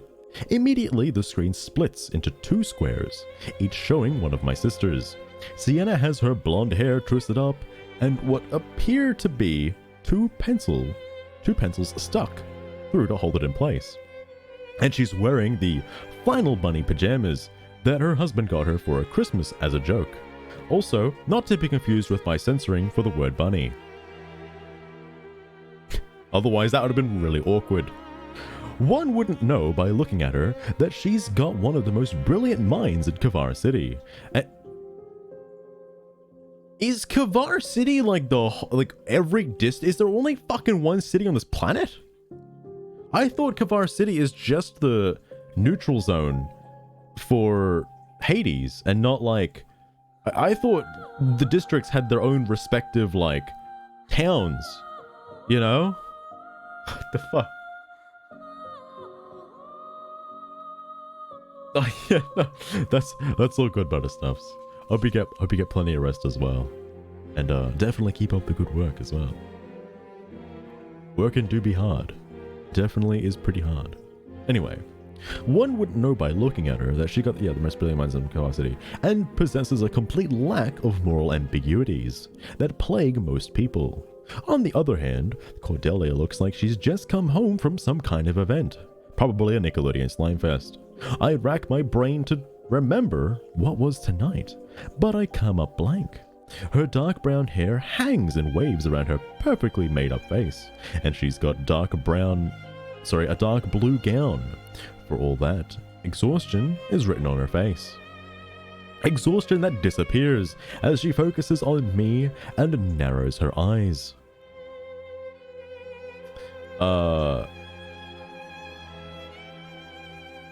Hang on. Who the fuck is speaking? I thought you were having a meeting with them. Where are you? That isn't your bedroom. My life would be significantly easier if my sisters weren't so formidable. I draw my knees to my chest to ensure I don't flash them. I spoke with Beast and Gaeton as planned. Sienna snorts. Well, that's not enough. All you did tonight. Cordelia doesn't blink. And? Holy shit, Sienna, we have the same voice. Did you ever notice that before? I did not, Cordelia. That's crazy. Izzy, did you notice that? That we both have the same voice? No, sorry, it just dawned on me that you guys both sound the same. That's really weird. It is, isn't it? It's kind of strange. Actually, I think I met somebody at the underworld that had a very similar voice to you two as well. No way. Really? Can you tell us who it was? Actually, I don't remember. I can feel the gaze of them both drilling into me from either side. It's a fight not to shiver. And, like I said in my text, they will both be back in their positions as generals in 2 weeks. Cordelia's dark eyes flash. That's not fast enough. You have to... Cordelia. I cut in before she can pick up the momentum. I am doing what it takes to benefit the family. Trust me when I say I negotiated the best deal possible, and there is no way to expedite things. That slows her down a little, but she still doesn't look convinced. She's silent for a moment, obviously connecting the dots that I'd really rather her not connect. You made a deal with both men? No use trying to lie. Yes. And now you're naked in a bed that's not your own? She frowns. No, I don't like this. We'll find another way. There is no other way. All amusement flees Sienna's face, and she goes ice cold. Maybe she might need a heater pack. Otherwise, she's frozen solid. There is always another way, baby sister. Where are you? If those two fire truck heads think they can force you to be their Nickelodeon Slimefest contestant doll for the next 2 weeks, I'll castrate them myself. She will too. Sienna wouldn't win in a fair fight with either of the men in this room. But my middle sister has never fought fair. I highly doubt she intends to start now. That's enough. I interject my voice with confidence. I don't feel. I'm safe. I'll bring them both home when I know this is finished. Please don't try to interfere before then. I keep talking over my sister's protests, no matter what they think. Seeing this through to the end is what I have to do for them, for the territory, and maybe even for me too. I love you both. Be safe. I hang up and switch my phone to silent. Gaeton rumbles out a laugh. Was that supposed to reassure them? Or incite them to come rescue you? I close my eyes and press my heels in... Sorry. Fuck it out. It is Gaming Turtle. There's oh my god, there was one theme. Hang on. had to readjust my headset. It was all over the place. If there's one theme, actually, I'll play it right now. Hang on. Actually, where the fuck is? Oh, here it is.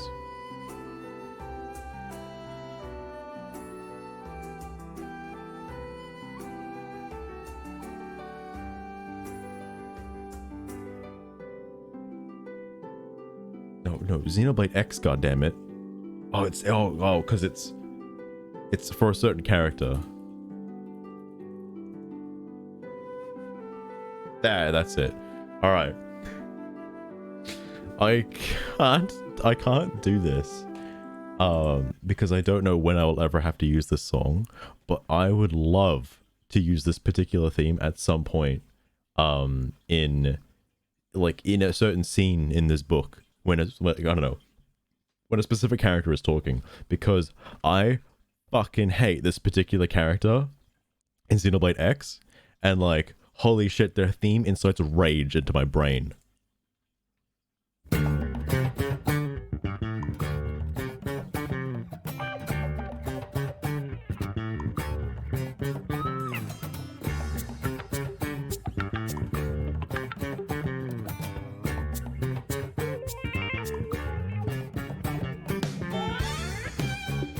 I fucking hate this song.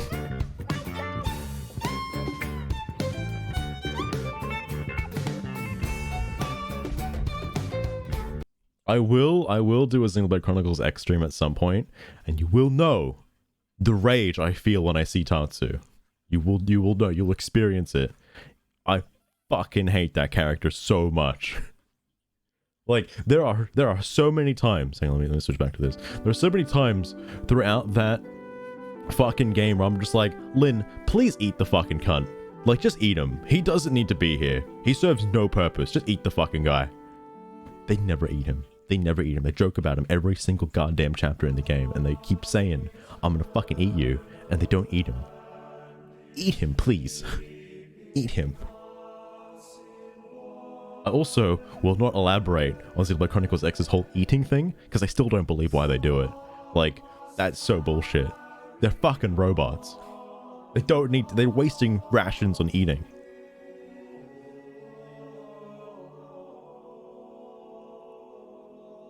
Oh yeah, like the song by itself is totally fine, but every time I hear it, I'm inclined to think like, oh fuck, Tatsu's gonna show up now. There's some fucking no-punch shenanigans that are about to happen. Fucking hell.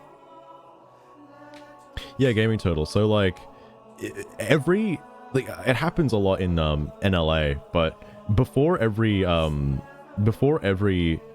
chapter, Lynn asks you to make a meal, or Lynn asks you for a meal that you want to eat, and you know, she cooks up a meal using real food, by the way, real like potatoes and chicken and whatnot, actual food, puts on a plate in front of you, you eat it. All right, why? You're a robot. Everybody in that game was a robot, and yet you eat. For what purpose? Because it's not like the food gets turned into some kind of like bioenergy that gets used on your fucking, you know, robot body. I don't understand.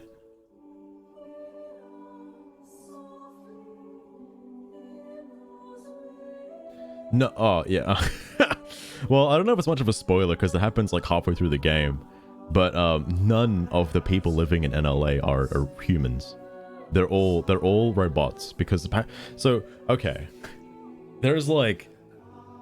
There's a weird thing, not to go into too much detail with it because I will end up playing the game eventually, but the whole like DNA mass of Earth is like stored in some kind of like goo tube. All right, and they're trying to locate where the goo tube is so they can recreate their human bodies, because currently they're all like manufactured robots with the personality data of their, you know, human, like real world counterparts, or they're just artificial intelligence like in the fucking robot body. That's why the character customization is so like what it is, because you can be fucking anybody. All right, and it makes total sense canonically because you could just customize your features. But then that doesn't explain why they have to eat. why they use real, like, rations that they should probably be saving for when they actually find their real bodies. Like, it doesn't make any sense. It doesn't make any sense. I feel like somebody explained it at some point that the reason they do that is to mimic human behavior, because otherwise people would be probably really confused. Like, the reason why they drive cars instead of fly everywhere, or the reason why they buy clothes instead of just like wear whatever the same thing, or they use their body frames or whatever, is because they mimic human behavior, so they don't fucking go insane with like space madness. That's the conclusion I came to when I played Xenoblade Chronicles X the first time, which I'm assuming is correct, because in my personal opinion, they're just fucking wasting the shit. Like, they're just wasting all of their rations. Like, again, there's a fucking countdown in the middle of the fucking town that's like, hey, we're gonna fucking run out of supplies by this particular time. You're all gonna fucking die. What if they stop fucking using the resources because they don't fucking need it? No, you're right, Gaming Turtle. That's what I thought it was when I first played it. Or when I first got the game, because I was so excited for the multiplayer. I'm like, oh shit, this game's gonna have fucking multiplayer. It's got mechs. It's gonna be so fucking amazing. And people were using the Miiverse post as like a chat system, and that wasn't how you're supposed to use that. It was very funny to see somebody going like, hey, how's it going? And like, that was the little like post on the little like message at the bottom right. That wasn't the chat system. I was just showing like the favorited message of like people that the most yed message from the Miiverse posts and shit. But and the multiplayer aspect of it when it actually did happen was kind of shit, because it's all squad-based missions that you'll have to ready up for and then you head out on, and depending on the level of your character and your like current gear setup, that mission will be over in either a couple seconds or you'll never finish it. Like, and you kind of have to do it to get like fucking tickets to basically alleviate farming requirements for certain things, and it's just, alright, Xenoblade Chronicles X rant over. I'll play the game eventually. Anyway, sorry, Sienna's talking to Thingo. Right. Come rescue you, yeah. I close my eyes and press the heels of my hands to them. Again, hopefully she's not wearing the heels in bed, but canonically in my brain, Isabell has not taken these heels off at all, and she's still got them on. You're not helping. Well, I wasn't trying to. They'll be content enough once we're back to fight against the Sea Witch threat. I open my eyes to see Beast move my purse and phone to the heavy wooden nightstand. Part of me expects him to lock them out of reach, but that seems silly now, as they keep reminding me, I'm here because I chose to be here. I could walk out that door right now if I wanted to. I glance down at my bare chest. You know, just like my bare arms with the claws and whatnot. It's so furry. Anyway. Well, there will be some things impeding that plan, but the fact remains that this is my choice and I'll stand by it, no matter what tomorrow brings. Hold on. How long is this next chapter? Oof. Alright, one more. Just one more, though. This is the last one. Monolith to make one. Yeah, I don't know, man. I don't know if they could. I feel like they can because of the whole, like, the combat system, at least from the earlier games anyway. Not so much Xenoblade Chronicles 3, and I don't know about 2, but definitely the first game and the second game definitely could have, you could have seen them branching off to a MMO sort of game because of the whole like combat system from that and stuff. It made a lot of sense. But god, if they did, the problem is I don't know if they could support it for long. Like, it'd have to rival that of like Final Fantasy XIV or like World of Warcraft or something like that. It would have to go up against that, and I don't know if Monolith is capable of making a game with a long-lasting service. They seem to just make big games, and I can't fault them for that. I can't fault them for that. However, I can fault them for fucking coming out with a game and then asking for me to pay. Oh, sorry, asking me to pay for a season pass. Another strike in the coffin for fucking Xenoblade Chronicles 3. Like, 2 was alright. 2 was, you get a whole game that was really nice, fucking huge fucking game, and then they added a prequel expansion if you really needed it, which you didn't really need it, but it was pretty cool, and it was cheap. And now I don't want to buy a season pass when I don't even fucking know what DLC is coming out for it. But oh wait, they announced a new fucking spoiler character in the Nintendo Direct, which I haven't finished the game yet. They're not even giving me not even time to finish the game. They're like, here's a new character and here's scenes from the game later on from where you're at. And I was like, fucking hell. Good combat, remember? Yeah, like good combat and a lot of the stat-based system and everything. Like Xenoblade X easily could have been an MMO with like the hub world and everything. It would have been nice, but I'm sure somebody out there is working on a multiplayer mod for the game. Surely. Anyway, chapter 9 is from Beast. I don't expect to sleep. Rest and I aren't on good terms. Haven't been since I took what little I owned and fled Sabine Valley, leaving the only family I've ever known behind, leaving the only man I ever loved. 8 years later, and I still have no fire trucking idea if they're alive or dead. If he is alive or dead. Sorry, again, repeating alive and dead. I have to assume the latter. We were supposed to meet in Kavar City, but if Cohen ever showed up here, I would know about it. He hasn't. He never will now. Again, referencing Cohen, this is like when Meg referenced Declan, and I'm sure Cohen is gonna fucking make an appearance at some point in the game during a big old car chase, which would be fucking wild. I was supposed to protect him and his brothers. I wasn't good enough. Over the years, I've come up with half a dozen things I should have done differently. Half a dozen opportunities, half a dozen macaroni meals, half a dozen pizza pies. I alone had to shift the tide. I failed him. His blood is on my hands. And that knowledge still haunts me, in both waking and dreaming. My nights are slow, ticking seconds, marking the path of the moon across the skies. Across the sky, interspersed with restless dreams. I expect tonight will be more of the same. So, when I wake in a strange bed to Isabell's donkey rocking against my hard train, I am disoriented as fire truck. It feels like a dream, though mine are usually soaked in blood and loss. And, you know, they're not wet dreams. I'm too edgy for that. This is different.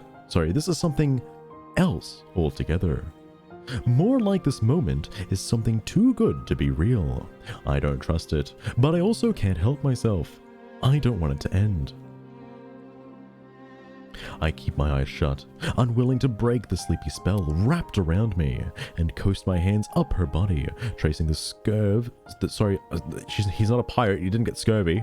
Tracing the curve of her hips, the dip in her waist, the fullness of her bunnies, the small of her back, the bigness of her brain, the five of her head. She grinds her donkey more intensely against me, like she needs my train. She needs to get a ticket to the next town over. But she's just caught in the dream as I am. Move too much, and it all becomes real. Real motivation, real consequences, real stories. Real crime drama.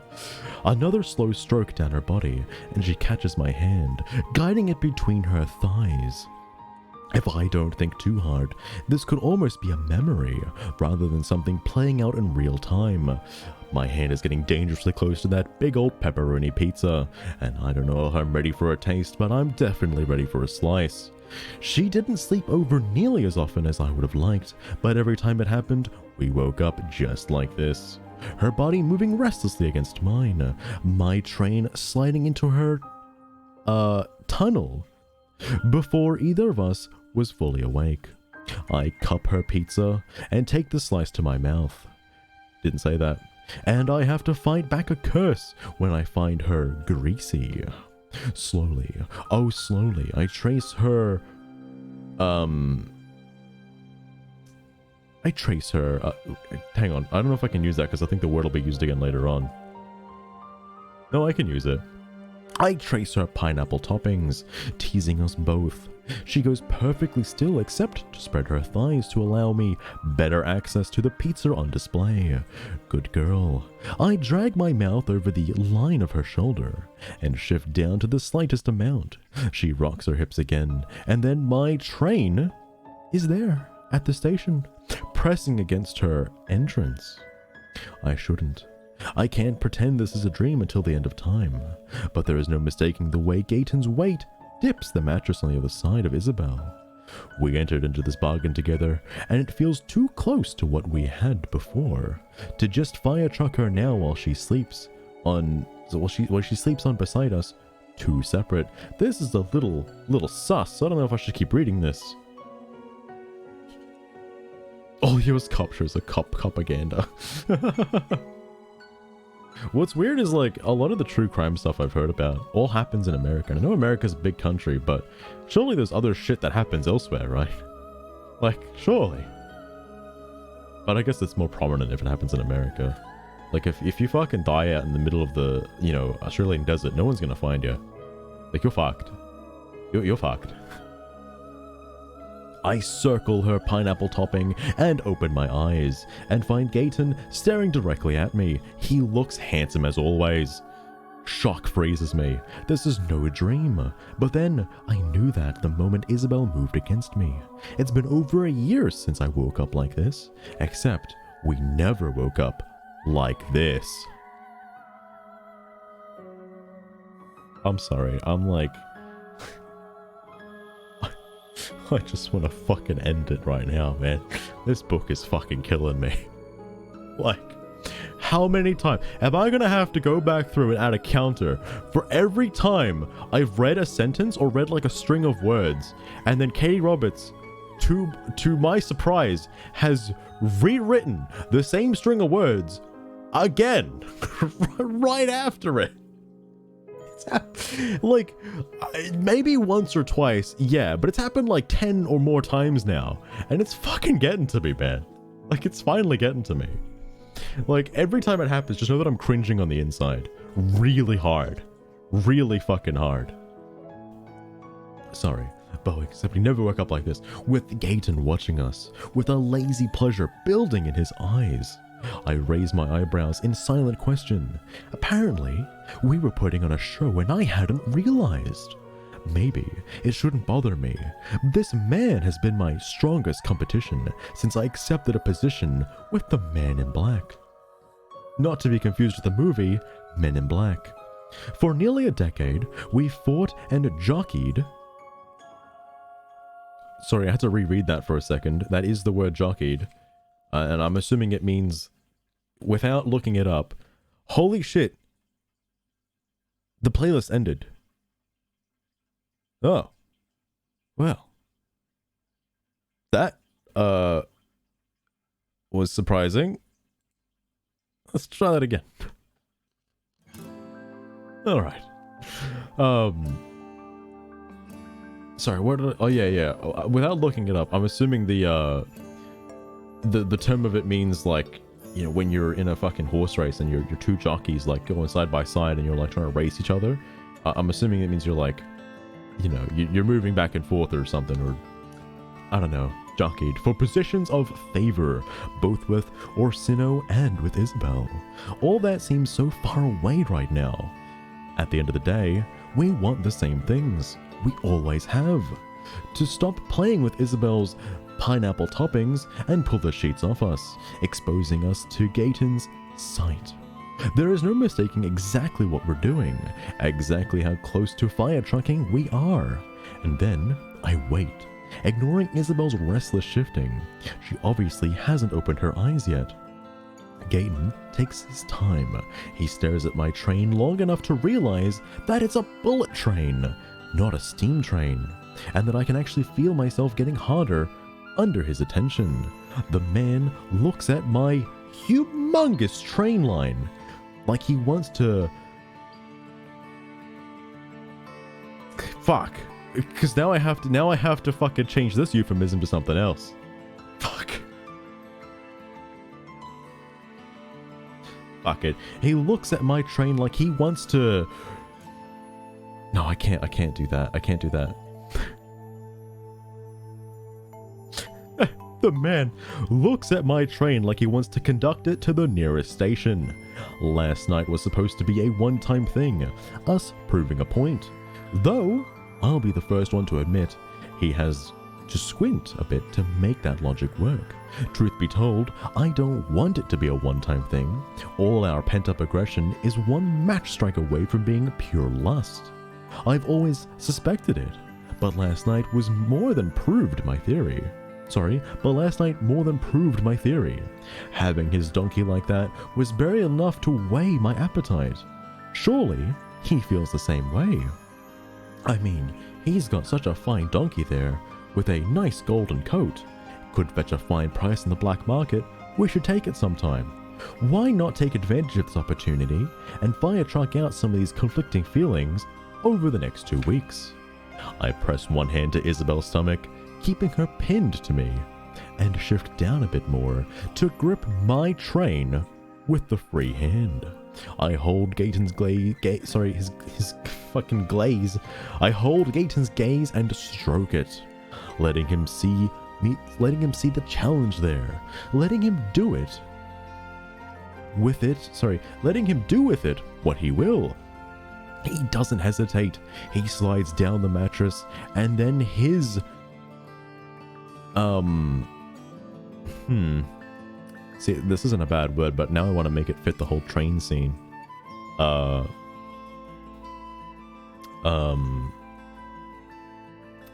problem is I don't really know where trains go. You know, like I don't know. Trains don't usually go into anything. You know, think about it. Other than a tunnel, like a deep dark tunnel, the trains don't really kind of like. Why the fuck did I pick trains? Yeah, fuck it. And then his mouth is around my train, and I have to press my forehead to the back of Isabell's neck to keep from making a sound. The man doesn't play coy. He sucks me down like his last breath is on the other side of my length. I don't know why I said I was going to read that as leg for a minute. It'd be weird if his breath was on his leg. Would it? Anyway, in my arms, Isabell has gone completely still. I feel her lean forward enough to see what Gaeton is doing, and she lets loose the most delicious whimper. Oh, fire truck. Gaeton slows his pace, and I don't have to look to know he's holding Isabell's gaze as he swallows me down. My hands are shaking, and I don't know what the fire truck I'm doing. I never, ever enter a Nickelodeon Slime Fest without having a plan, without the proper list of customers. Actually, no, what the fuck do they do at Nickelodeon Slime Fest? I don't know, without the proper awards or anything. Anyway, losing control is inexcusable when engaging in... Oh, I should have used the word chocolate. Ah, fuck. Damn it. Nah, fuck it. I'm gonna do the other one. Sorry. Can I actually...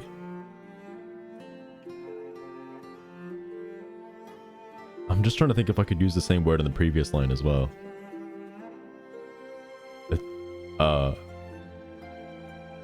Actually, yeah. No, alright. I never, ever enter... Sorry. Actually, I can't use the word enter. Okay. No, I can. I never, ever enter an ice cream parlor without having a plan. Losing control is inexcusable when engaging in vanilla ice cream. Losing control when you're in charge of a scene? No fire trucking way. I'm not in control now, and I don't have a plan. And I didn't have a plan when I started this, and now I'm simply hanging on to Isabell and riding the waves of pleasure Gaeton is giving me. He moves almost all the way off my train. Sorry, I forgot what I was giving that word. I should have now I kind of want to move on to the whole ice cream scene, but it's too late now. He moves almost all the way off my train and gives me several rough strokes while he tongues my... Oh, fuck.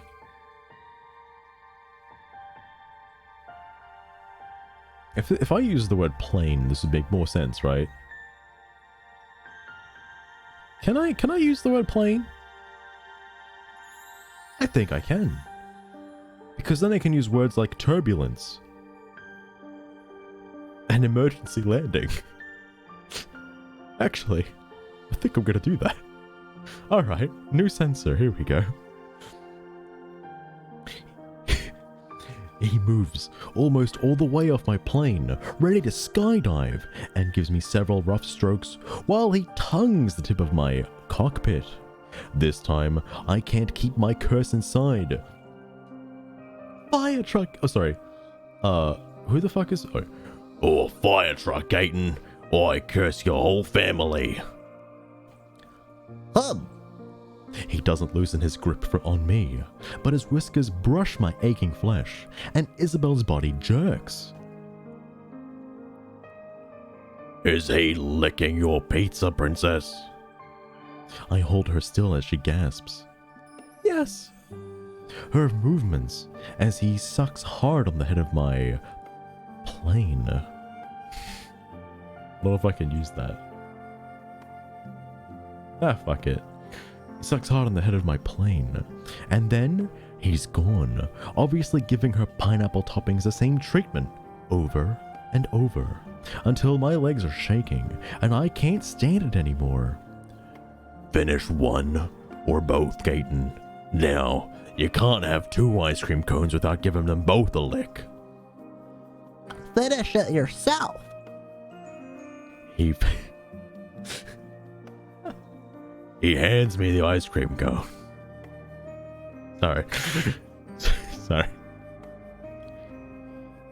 He fists my plane, guiding me through some turbulent winds to Isabell's entrance. Sorry, right. Until I'm buried up into the point where he grips me.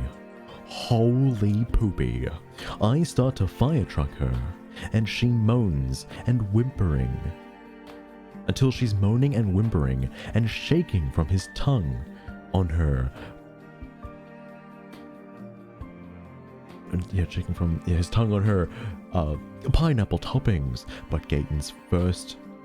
But sorry, why does it keep... Oh, hang on. Oh, that's what he's doing with his fist. Okay, I gotcha. But Gaeton's fist keeps us both from what we actually need. From...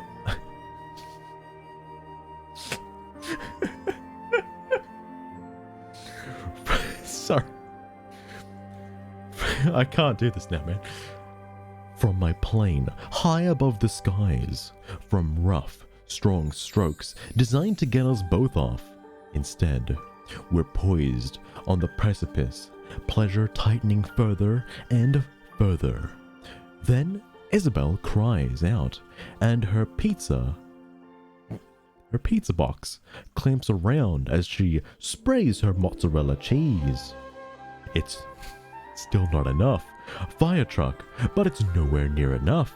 Gaeton moves down, and then he's licking the tip of my cockpit around where I'm buried in Isabell, as if trying to clean her,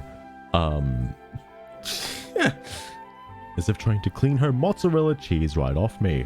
And man, let me tell you, when pizza hits a plane, shit gets fucking sticky. Where I'm buried inside Isabell, as if trying to clean, yeah, right.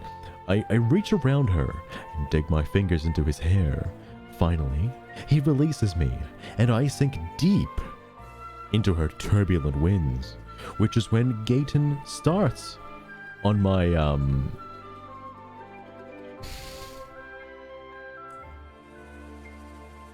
I don't know if I can... Hang on. Get back to the shit pile. Oh, that's not good. That's not good, Gaming Turtle. Telstra has done that to me a fair few times, to be fair.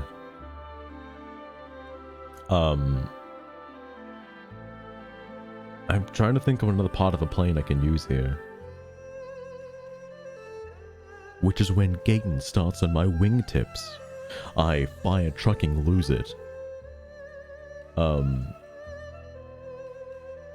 Roll over. I don't wait for them to obey. I'm already moving, hooking inside Isabell around the waist, and going to my knees behind her, with Gaeton on his back, spread out, or between our spread thighs. I lean back and press my hand to his chest. Don't you fire truck and stop until I'm... Oh, fuck, I forgot the word that I used here. Don't you fire truck and stop until I'm spraying my mozzarella cheese all over her pizza. Yes, sir. He growls, but the narrator didn't know that, so he said it quite casually.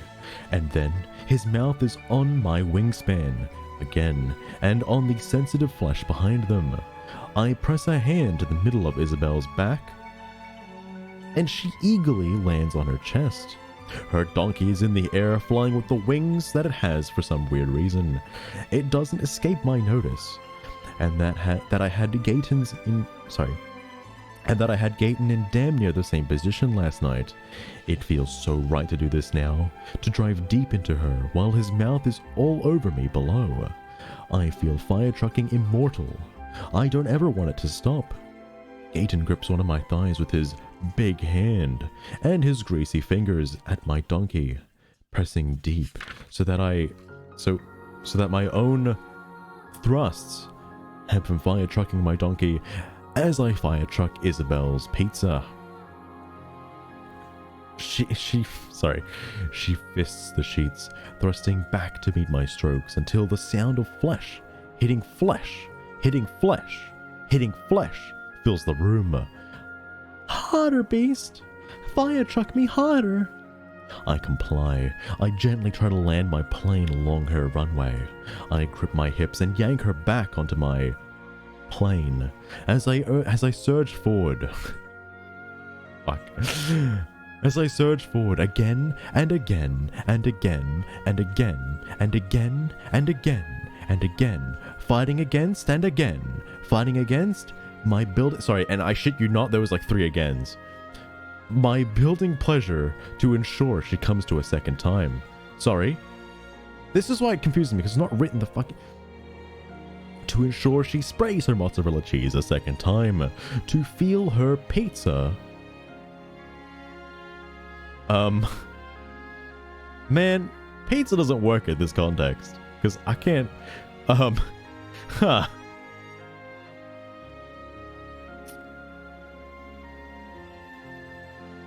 To feel her pizza's warm embrace around me again. And then... She's cheesing.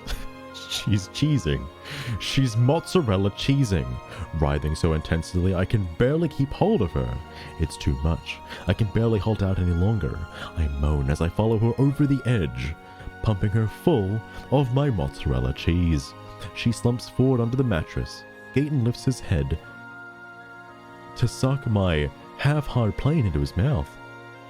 Oh, I should use the word runway for that. Into his runway. He releases me with a wicked grin. My turn. Sweet Jesus. I don't know what the fire truck we're doing, but I'm suddenly sure that in 2 weeks, that 2 weeks is nowhere near enough time. Fuck, man. That was over way too soon. Oh my god. Oh my god. I should not have said that, because now my brain can only think of one thing. That was over way too soon. Hear that, Noah? Lance wants something a bit meatier. That fucking line from Xenoblade 3 absolutely kills me, and I hate it. Absolutely hate it. I don't want to play that game ever again. Okay, that's where I'm going to end, by the way. The next chapter is chapter 10. That was a lot of chapters today. I don't know if I can handle another one. Oh my god. The original author Beauty and the Beast. They would be mortified. Absolutely mortified that that's what's become of it. More importantly, what was I gonna say? Oh yeah.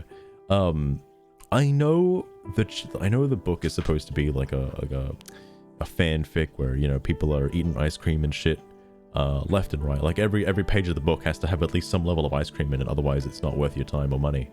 But I swear to God, it's like I don't mind the ice cream, all right? I don't mind the I don't mind walking in. See, here's the thing, right? I'm gonna do this to the best of my ability, trying to keep it censored. When I walk into an ice cream parlor, if they don't have the flavor of ice cream I'm looking for, I don't think I'm gonna get anything and I'm gonna walk away. But then that won't stop me from coming back the next day and seeing if their selection of flavors have changed, and maybe something is in their like flavor basket that I'm looking for, and I wouldn't mind eating a couple of scoops of that particular flavor of ice cream. Now, in the context of this book, however, it seems like every time Katee Roberts starts something, she has to finish it. And I think that is a bit of a problem when, and this is why, like, I've noticed in the other book as well, why it finishes so fast, and there's no like it's very detailed, very graphic while trying to explain the scenario and what's going on, but then it's over in a heartbeat. It's over so fast. And like, I think that's for time constraints, because obviously the next chapter, like, she can't keep writing about it endlessly, but she totally can because she's the fucking author and she can do whatever the fuck she wants. But like, I wouldn't mind if, like, take that scene for example, right? Like, you know, maybe there was a plane landing on the runway and then, you know, there's a little bit of like turbulence, all right? People are shaking, moving about in the bed, all right? But then they got over it, all right? And then, like, you know, they wake up the next morning and then they have a normal fucking breakfast, a normal day, and then they get back to it, all right? Like, just because some turbulent winds rocked the bed a little bit doesn't mean your plane has to fucking, you know, head straight for the Nickelodeon Slime Fest in New York City, all right? It doesn't have to go right there straight away, all right? All right. That's all I'm like getting at so far. And it's like, while I don't mind it, all right, it certainly could have gone on for maybe another scene or two, you know, just because, like, I don't know, her fucking mozzarella cheese sprayed a lot in the last little bit, and it just happened like back to back to back. And also, Katee Roberts really likes using the word over the edge, like following somebody over the edge, like that precipice, that release of the mozzarella cheese, opening the fresh bag of mozzarella cheese and grabbing a fistful and sprinkling it all over the pizza base before putting it into the oven again, all right? Like, man, I really like the euphemism for mozzarella cheese. I don't know why the fuck I did that, but you know, now it's stuck in my head forever, and I'll never be able to eat mozzarella cheese the same way again. I don't think I can eat pizza the same way again. I definitely don't think I can eat pizza in both contexts the same way again. But more importantly, my point is, it like, she doesn't, like, I don't know if it's, obviously she knows what she's talking about because she has like fucking a billion books, all right? They can't all follow the same cookie cutter story style, right? Like, they can't all. I'm waiting for the power to go out again because I know as soon as I start my fucking rain bullshit, the power's gonna go out. But it just feels, I don't know, it, after a while it starts to feel a bit samey, if that makes sense, because I wouldn't mind if maybe she's obviously made up some new fucking English words that are just so happen to be the dictionary for other things during the plot sequences. Why not invent new words for how somebody releases their mozzarella cheese? You know, how somebody like is able to sprinkle their fabulous mozzarella cheese, how they're able to grate up their pear of mozzarella cheese, how they're able to melt it all over their pizza base, you know? How there are many ways to decorate a pizza with mozzarella cheese that you don't have to keep using the same goddamn way. If that makes sense. All right. What? Because I think maybe Katee Roberts has a fascination for it, or maybe that's her fantasy and that's what she really wants, because it even happened like during the Gaeton X Beast scene where fucking Gaeton obviously spreads his mozzarella cheese, right? And being a man of a very high testosterone and masculine ability, he can't release his mozzarella cheese again like 10 seconds later. All right, that's like humanly impossible to release that much mozzarella cheese that fucking fast. Okay, but I feel like Katee Roberts had to add that point just so the Beast could follow him over the edge. All right, because for some reason, at least from what I've seen so far in the book, they both, and this also happened in this also happened in fucking the first book as well. I'm trying to think back now because I did read it. Was there ever a point where when the scene ended, the people performing the acts, the people partaking in the ice cream, so to speak, whoever they would be, if they did not finish at the same time, because it seems like every single instance they've all finished at the same time. And I think the same thing happened, because the first scene that comes to my mind now is when Hades was riding Hercules' back or his shoulders or whatever, like stroking his gherkin, jerking his gherkin, and Meg was having her pizza eaten by some other lady, and Meg, what was it, Aurora or some shit? It might have been Aurora, but Aurora sprayed her mozzarella cheese. Coincidentally, at the same time, Hercules, you know, had his mozzarella cheese grated by Hades. And it's a bit, even though there were two different, like, things happening at different times, they both still happen at the same time. I don't know if it's possible for Katee Roberts to, like, be like, okay, it happened this way, and then it also will happen this other way later on. Like, okay, I'm just, like, it always seems to end the exact same way. Like, somebody releases their mozzarella cheese, and then somebody follows them over the edge and releases their mozzarella cheese, regardless of the cheesy situation beforehand. All right, regardless how much cheese is already on the pizza, they're still fucking adding goddamn cheese. Like, because easily during the Gaeton and Beast section, like, Gaeton could have released his mozzarella cheese. All right, he had, like, you know, did his thing, his gherkin or his cucumber turned into a pickle. All right, and then fucking Beast is still going. All right, Beast is still fucking what's the word I'm looking for, eating that fucking vanilla ice cream, and had his mozzarella cheese at a different time than Gaeton's. Like, Gaeton didn't have to have more mozzarella cheese just so Beast could have his mozzarella cheese. God damn it. Like, this is going on for a while, this little rant, by the way. Feel free to stop watching the video when I started this rant, because I'm just gonna end the stream after this. But more importantly, my issue with it is, if I've already said it before, is the fact that they don't have to finish at the same time. And even in Gaeton's aspect, like they're not taking fucking aphrodisiacs before this, right? They're not fucking drugging up before they're fucking eating their ice cream. All right, they don't have any hormone boosting supplements or anything.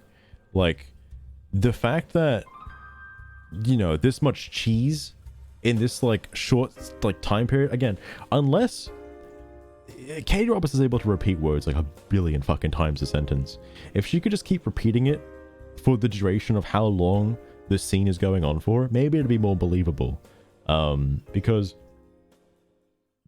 currently I'm assuming that these scenes last about, like, 3 minutes at most. All right, like three minutes, if that even. Like, I'm sure the Gaeton, when Beast was inside Gaeton, from Beast entering to Beast finishing, that didn't feel like a long span of time. And Gaeton was able to fucking like perk up, shoot his mozzarella cheese all over the place, get up again, shoot more mozzarella cheese, and then Beast will fucking have his mozzarella cheese shortly afterwards. And that's a lot of fucking cheese. Alright.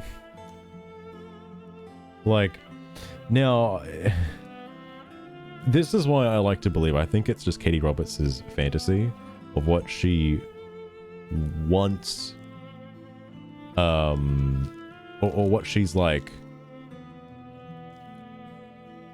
I guess what she, well, okay. I guess this is also for people who are reading it too, that's what they kind of want to see. That's what they want to look for. Which obviously tailors to the more fan fiction-y side of things, the fantasy aspect. Because obviously, unless this book was a little bit more accurate, and fucking Beast is over here slipping supplements into Gaeton's fucking energy drinks. Alright, he ain't fucking into his fucking monster energy. He ain't fucking taking out that much cheese. Alright. He ain't taking out that much cheese. Although, maybe that's also why Katee Roberts doesn't go into detail about it, too. Maybe that's why. Because normally I would expect, like, when they, you know, shoot their mozzarella cheese, I want to know where on the pizza it lands. I want to know, like, how much of the pizza gets covered in this cheese. Where this cheese euphemism is fucking killing me, by the way. Exactly, Gaming Turtle, exactly. Like, it's still fine, but for some reason Katee Roberts absolutely has to make them both take their cheese at the same time.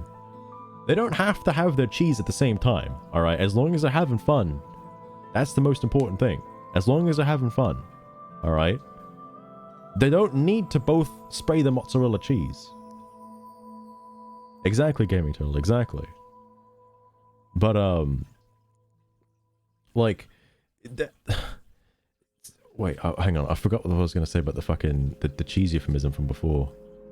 Oh, yeah, no. Yeah, fuck yeah. Because, I think the reason why she's not going into detail as to where the mozzarella cheese is ending up, other than, you know, either inside a person, is because it would be very unrealistic if she had to describe where the cheese would end up. Because she did it the first time.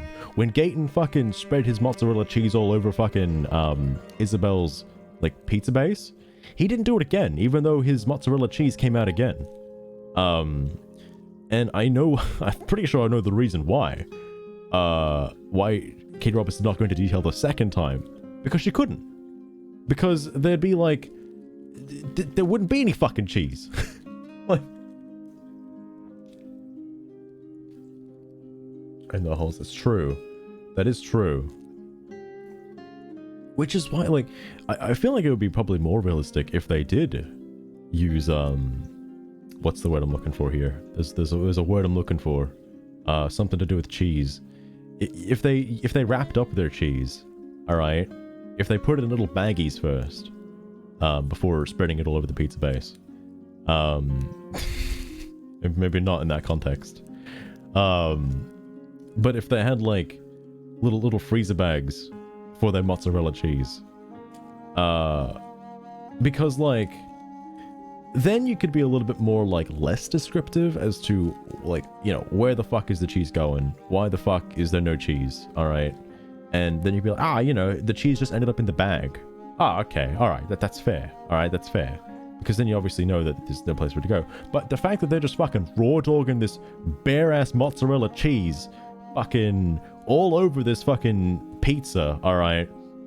I want to know where it's ending up. Why do they have to change the sheets? Obviously for the first time, but how much more cheese is on those fucking sheets? Like, how much more cheese is there?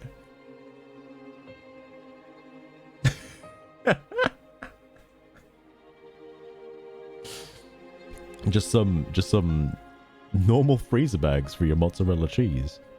But I think that's where I'm gonna end up. I just wish it was more descriptive as to obviously, like, to how it ends, because it starts off okay. It, like, gets into things okay. There are different, like, movements and actions that are described okay.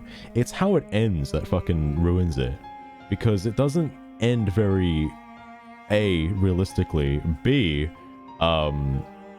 it's the same thing every time.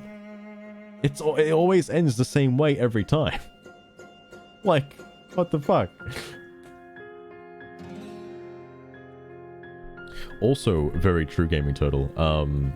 I don't want to imagine that because I can probably use enough of my imagination to experience how painful it would be to get something there in the first place, and secondly, probably even more painful to be using it in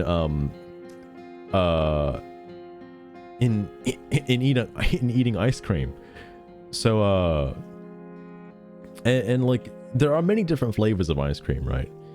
There are a lot of different flavors that would probably involve that being more painful, considering, you know, there's a bit of a fucking hole there. And like, if you could, like, I guess, okay, maybe there is a part. It did say through the head.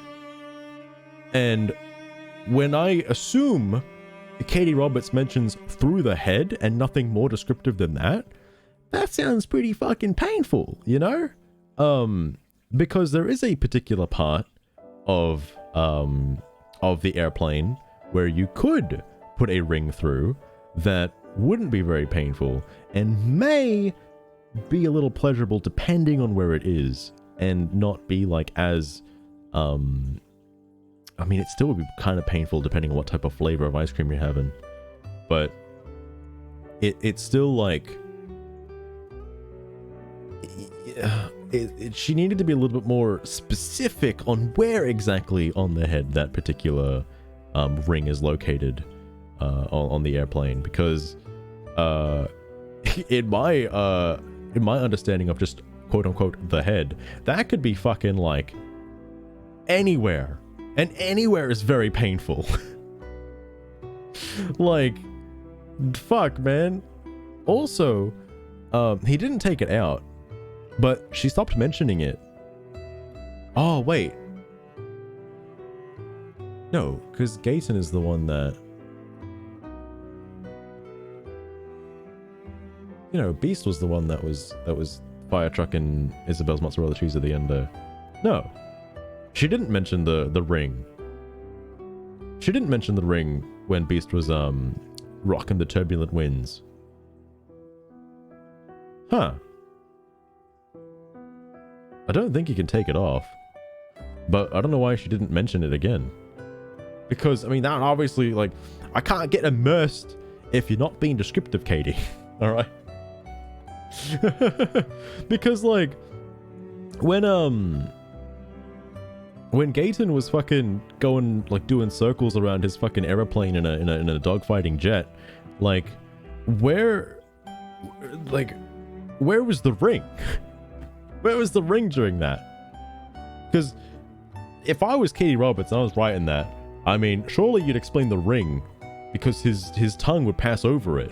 It'd have to, and that would obviously send some kind of jolt for the Beast, alright? That would like fucking perk him up a little bit of pain to his pleasure, so to speak. And she didn't mention it. Like, what the fuck? Anyway, this is dragging on way too long. Way too goddamn long. I may have to end the stream there, and I actually just noticed something. There's a particular person who's live right now that I haven't actually seen live in quite a while.